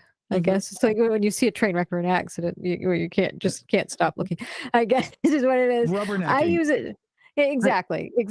I use it for most. Well, like I said, I still use it the same way I always have. Like, checking on the news every once in a great while. If Matt allows me to have my phone again, and for cat pics. But other than so I can see. I use it for for both. I use it for for informational purposes, and then I can go on to look at different websites and sometimes just for entertainment as well. It's interesting. So go ahead, Matt. Oh, first of all, somebody's actually said in the chat, who's that shill with the amazing voice? Oh, it's Christopher Malt. Yeah, I agree. He's got a sexy voice, isn't he? But anyway, that's not what I wanted to say. Oh, no, his name's Dawson. No, I don't think so. No, it's the Jersey. I totally agree with Christopher. I mean, I became a victim of a little bit of social media, but back in those days, it was Facebook. But you see, people get caught up in this kind of, you're absolutely right, it's not a real place. It really isn't. But people get caught up in this, almost like treat it as like a parallel universe. It becomes such an important part of their lives. And it's almost like, like I said, it's like a different life. They have their life outside of it, their real life. And then they have this life on social media. And it's such an easy than that. You're absolutely right. Yeah, absolutely. I'm only touching on the surface of this, really. And you get. Sorry, go ahead. No, I'd rather you complete your thought. I'm sorry. Yeah, that's okay. That's fine. No, go ahead. What were you going to say? I don't mind. I was just going to say it's more sinister than that in the sense that, and I don't want to derail the conversation, but I kind of want to draw a parallel with the idea that have you ever watched interviews from the 1970s? Like, have you ever like dug deep into the archives of the Dick Cavett show and watched that interview?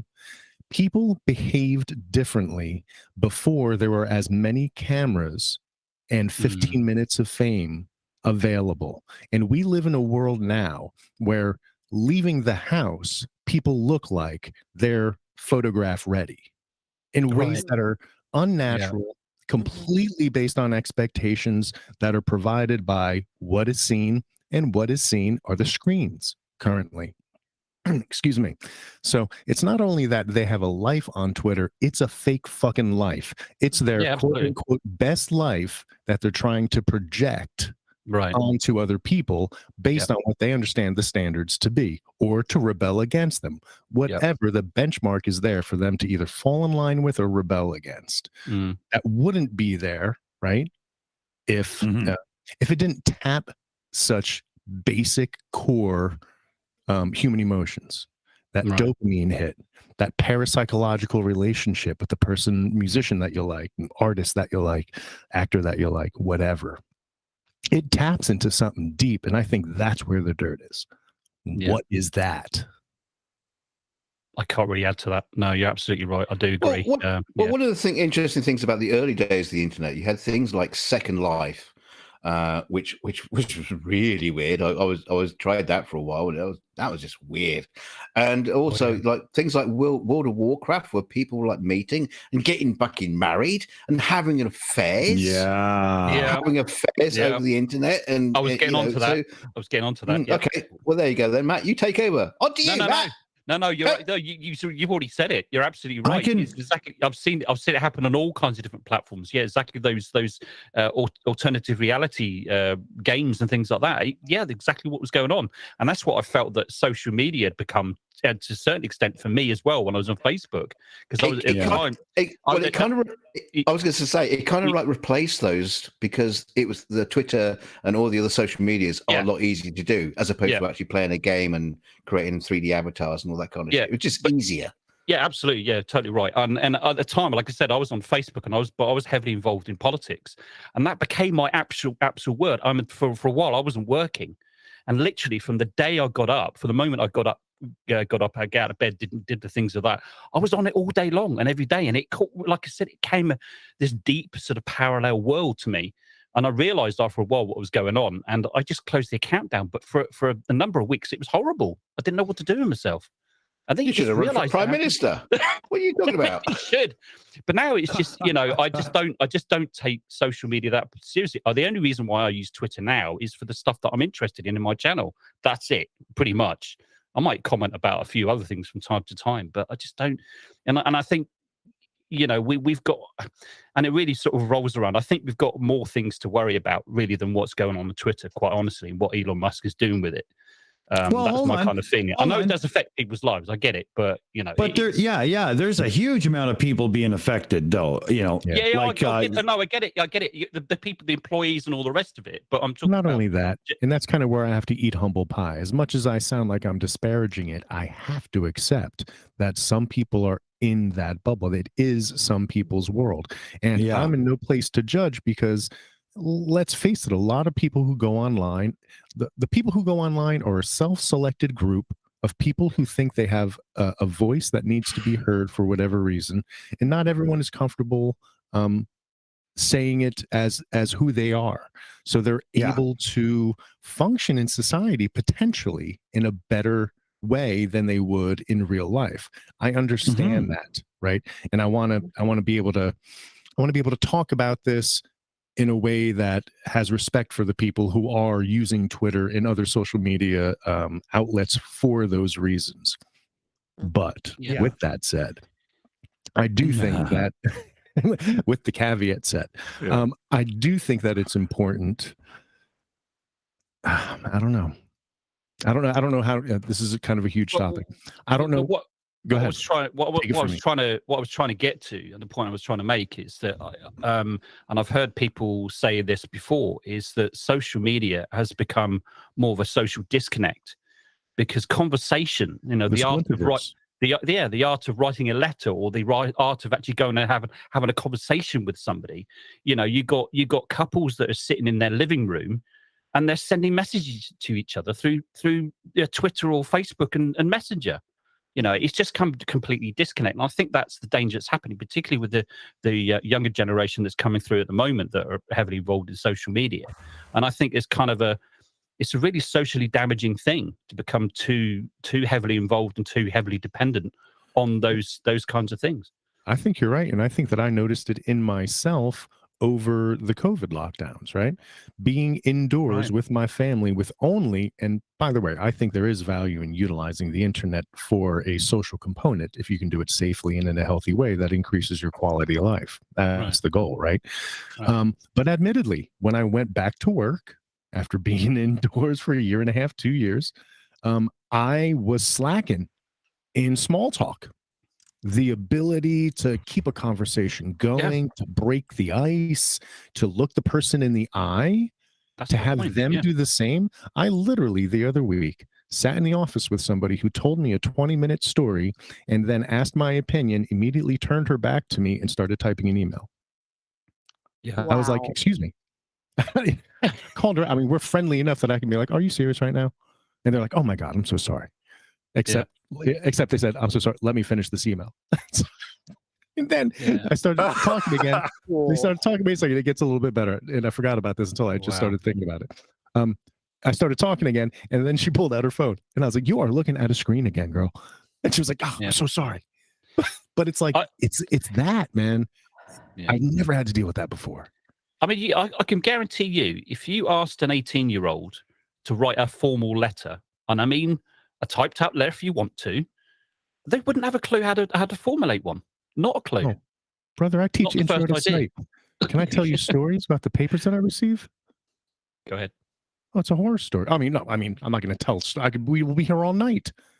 These are people who are 18 and older, handing in short essays, papers that, and when they're not plagiarized, make no sense. It's like sentence structure is out the window. Yeah. Grammar, formatting. Exactly. It's like, come on. Yeah. There's more than just crayons available, aren't there? Let's do this right. Come on, let's go. I have high standards. Yeah. That's the danger. Yeah. But I think this is, I was talking about this earlier today. I think as somebody who teaches at the college level, there's a huge cohort of my students that are attempting to take college as if it's an app on their phone, right? Because Canvas is our hub, for our academic hub. And of course, there's an app for Canvas. And it's like, don't just use your phone as the interface between lectures. Don't treat college like an app. And I think that, to bring it back to the previous conversation, that's where social media has kind of conditioned the population to, like, this is how information is gotten. If you have a phone, it's your key to the world. And it's like, yes, to an extent, but sitting down to a desktop and looking at Canvas on a screen, I understand that not everybody can do this, but at the college I teach at, there are libraries that you can sit down at a computer to do this. You get a different experience when you buy the textbook instead of a PDF that you have to read on your phone. It's a different experience. The hands-on, taking notes, highlighting. Like, don't treat college like an app. College isn't a social media app. Why? Because social medias have their place, and it is not, not yet. It has not yet. There's no infrastructure yet for it to be a quality education. I don't know. Rant. Oh, thanks for listening to my TED Talk. I just ranted. I'm so sorry. Yeah, but it's valid. Yeah. It's good. No, it's good.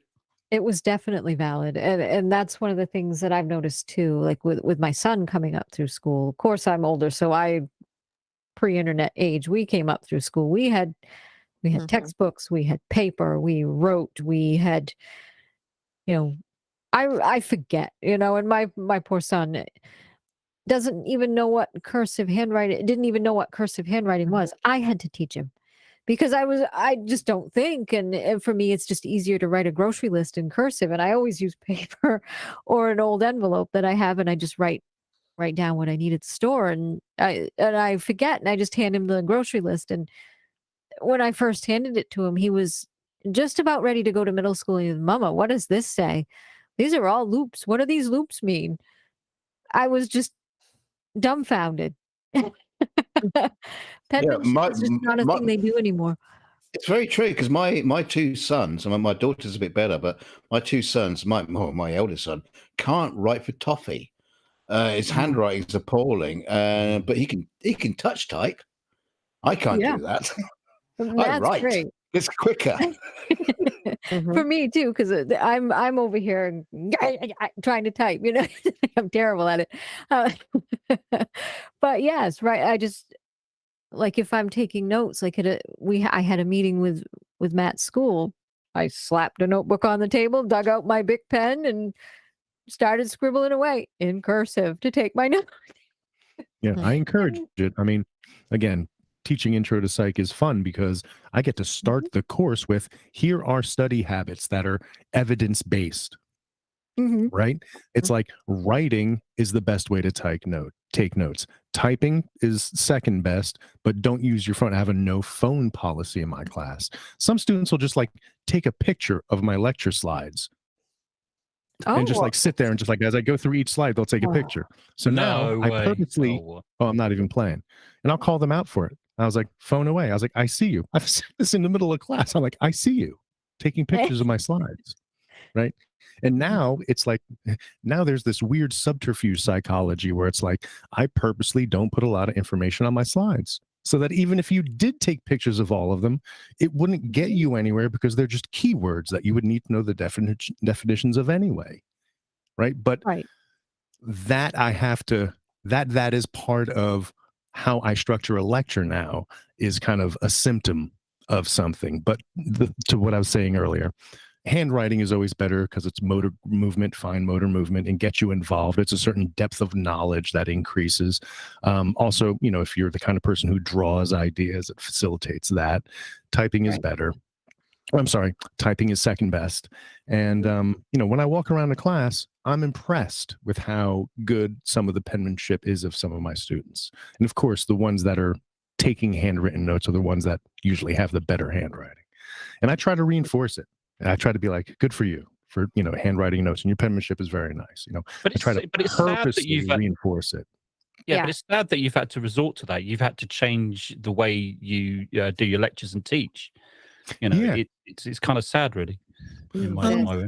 I took it as a challenge. I took it as a challenge to be better, right? Because hey, with slides with less information, I need to be better at describing things, because there isn't a paragraph of information on the slide anymore. So I'll take that as a way to improve myself. But to your point, yeah, I feel forced into that. Right. And maybe that social pressure is a little weird. That's true. That's true. But I've always found that I retain things better if I write it down. It's and someone else that I had talked to about that, you know, when I was working with Matt and everything, as he's coming up through with his autism and everything, if I write things down, I'm learning with more than just my brain instead of having my phone. You know, that goes, you know, you look at it, then 5 seconds later, it's like, oh, what did that say? If I'm looking at it, you know, like if I'm reading a book though, and using just more than just my brain, I find that I learn much better. Like the taking of the notes, the physical act of writing them down. You know, you know, because if you take a picture, you're still, to me, that's not putting more of myself into my learning. It's just using. You know what I mean? Passive. It's not active at all, right? The more you engage, the more depth of processing that occurs, the better, right? Exactly. Ideally, as you're taking notes, you're kind of realizing patterns and categorizing as you go. That depth of process is how concept formation begins. Absolutely. So, that's why there's studies that actually say, like, you read it or you hear it, then like Titan is repeating in the chat. Then you say it and you write it and you actually know it.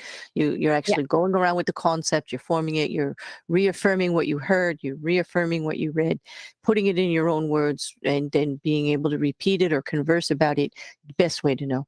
I can't imagine Titan said all of those good things. He does like lemon bars, so I don't trust anything. I don't know. I translated for him, but I have to admit, I've had a few lemon bars that were almost decent. I don't know. I don't know. Oh man. So back on the subject, Twitter guys. Are we going to lower the flag? Are we hearing the bugle dawn, or are we going to see a phoenix rise from the ashes to a glorious new wonderful Twitter which is absolutely perfect? I refuse to bury the bird at this point. I'm holding out. Yep. It's Thanksgiving. You don't bury it, you cook it. Yes, how appropriate. It's a cook, put a fork in it, it's done. It's done, but I'm not burying it yet. Like, oh, wait. Not quite. Put a fork in it, it's done. So let's take a step back. We're trying to determine the future of a place that doesn't exist. Oh, for that is depreciating in value. That's a whole different stream, Christopher. You're going to have to come back for that one, right? Next week. Let's come back and discuss that. Yeah, I would love to have that stream. I would love to have that stream with Christopher, because I think that we need to talk a lot more about that kind of side of things. So absolutely, I agree. That concept of reality and not reality, and yeah. Oh yeah, definitely. Count me in. Yeah, 100%. Sounds so fun. That's right. That would be an interesting conversation. I think so. Yeah. And as humans, as we evolve, we're not evolving as fast as technology is. So that's a whole nother different thing too. Shut up now. Looks like we got we're not evolving as fast as our alcohol distillery is advancing. I'm not playing.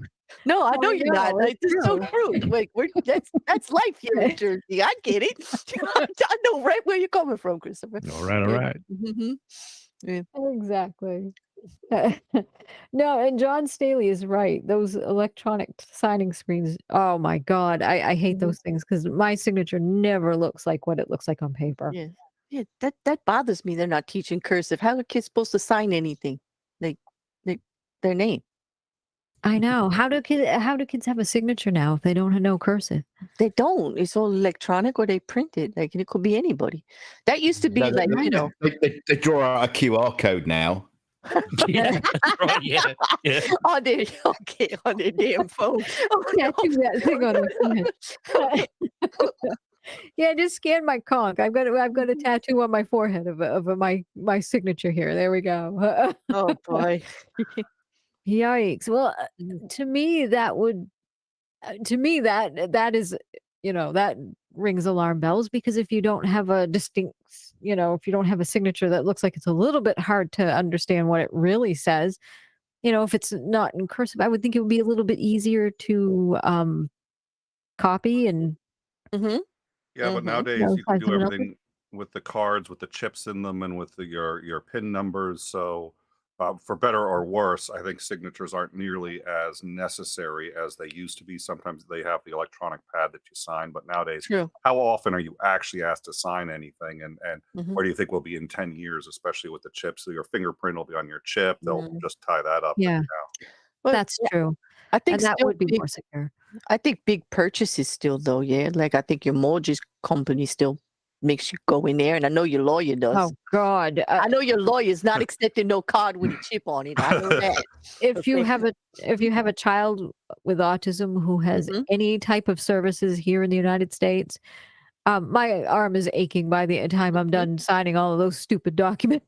Yep, all hand signed. I sign all of it. Yep, all hand signed. All hand signed. Still a lot of paper. Some are electronic. Like, they're starting very slowly to switch over to electronic signatures, but still you have to sign it and you have to physically write your signature. So it's not, a lot of places still do, but not so much for payments. I've noticed that it's either a and I mean, I think it'll eventually be phased out almost completely. Maybe not completely, but I mean, it's faster, it's easier. Yeah, I can. Right now, it seems to me like it's easier to hack and commit fraud, but my suspicion is we'll find ways to mitigate that. And people have forged signatures before too, so it's not like those are perfect either. Yeah. No, that's Not true. usually in your lawyer's office though. Or No, remote. yeah. See, that's the point. Though. If you're in your lawyer's office and they say, okay, take out your card. If everybody has like a national identity card that's got their, which we wouldn't do that exact thing because civil rights would go crazy in the U.S. But something like that where you've got a card that's got that is very hard to fake and has your identity. You pop it in. Yeah. To other witnesses, you pop that out. It's done. But bring it back to the topic. Wouldn't that involve a verification process? Oops. Exactly. Pay $8 for the card, and all of a sudden you're Martin Luther. Hey, listen, if he could do it right, I'd pay the original 20 he requested. I'm telling you, but they gotta, it's got to be done right. Yeah. Exactly. Or done it all at this point. Like that's just it. Or done it all. Yeah. I am running up the flag. I don't think there is any way Twitter could survive, even if you assume Elon Musk wants to save it. They've lost too many employees. The reputation for the people who would work there and who are qualified to work there, the reputation now is so shot, nobody's going to want to replace them. It's already starting to see significant service failures. Its users are feeling betrayed and confused. The people with the blue, I remember interacting with people who have that blue checkmark account, and I knew what it meant. And if you're on Twitter, it has meaning. They establish that meaning over time. It takes a very long time to build trust and almost instantaneous to destroy it if you do so he's lost exactly. He did that.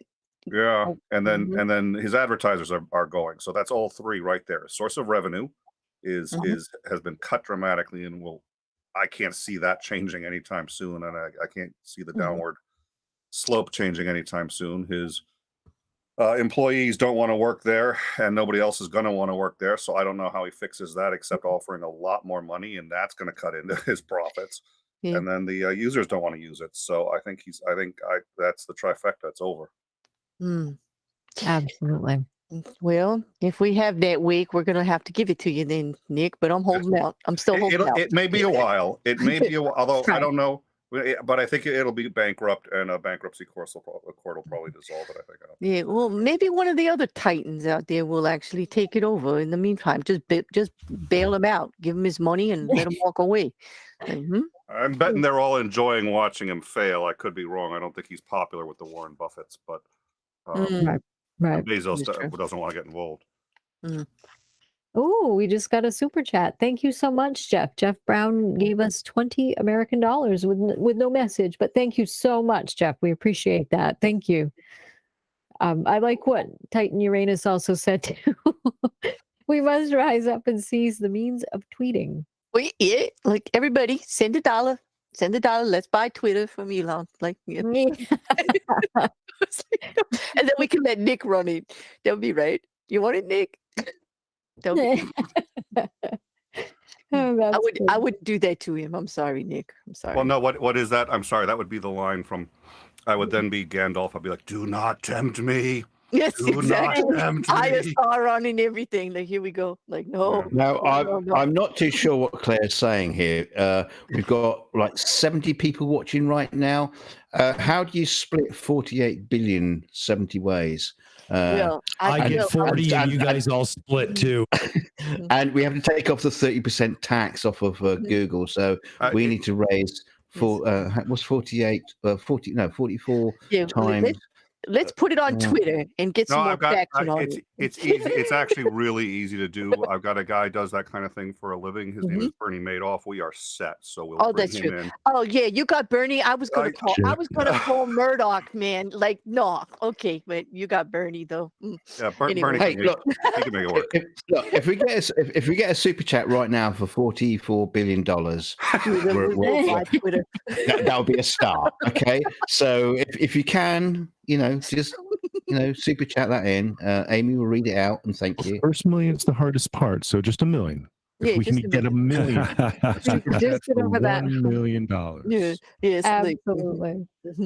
And if you can't contribute, just pass it along. Just So pass it along. there was a comment, ever heard of outsourcing for Elon solving the problem? But there are two problems with that. First of all, Elon hates to outsource. SpaceX actually grew almost entirely vertically. They just made their own fuel. They made their what is it? Tesla's been doing roughly the same thing, but they've had troubles. But he's notorious for demanding vertical expansion and not outsourcing any element of any of the work. But if you outsource it, you've still got two problems. The biggest of which is you have to pay for the new people, and you're probably going to have to pay more than he was paying for the people inside, which he fired because he was paying too much for them. So he's paying too much for the people that are there, fires them, and is now going to have to replace them with more expensive people. That seems to me to be a very big problem if you're trying to solve the 1.1 billion losses, which is why he said he did it. I don't know that that's why he did it, but that's the argument that he made. We're losing too much money, so we're going to fire the people who can do it, and then outsource them with more expensive people who can't, or who are going to at least have to get caught up to speed on it. And this would be outsourcing the central functioning of Twitter. This isn't outsourcing a small. At this point, the engineers are Twitter. Twitter isn't really much of anything else other than the people who are. And it's a behemoth. Yeah, so I know I've heard of outsourcing, and I'm not sure Elon Musk has, but either way, Nick, don't worry, Nick, don't worry. I can do coding. It just so happens I do it on paper. So just get in touch. Yeah, somebody said that. What is? I've heard of these things before. Amadi and a couple of you guys were talking about it. Letter, something that's like typed out. I'm not sure it exists, but okay. I call BS, but fine. We used to handwrite those and send them to our friends. I don't believe you. I don't believe you. You probably had to send them physically or pay somebody to do it or something like that too. Yeah, I had to put those funny little stickies on the envelope, and they'd go to wherever you put the address on them. It was really cool. And now I just scan them and post them on Twitter. Yeah, exactly. Oh, I hate typing on a touch screen. I don't like them. But anyway, well, that was a fun night, and I think we've got some good speculation on what might happen to Twitter. I'm not sure if it does go down. I think it probably won't until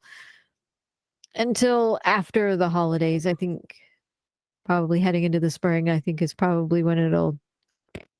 But it's been a fun, great evening. I want to thank everyone in the panel for coming. I think it's been a great show tonight. I think we had some really great discussions come up. I want to thank everyone in the chat for coming as well. You've all been absolutely amazing. I think this has been a great evening. You've all had a great conversation in the chat as well. So thank you all so much. And I just want to wish everyone a great evening. Good night, everybody. Thank you. Good night, everybody. Good night. Good night all.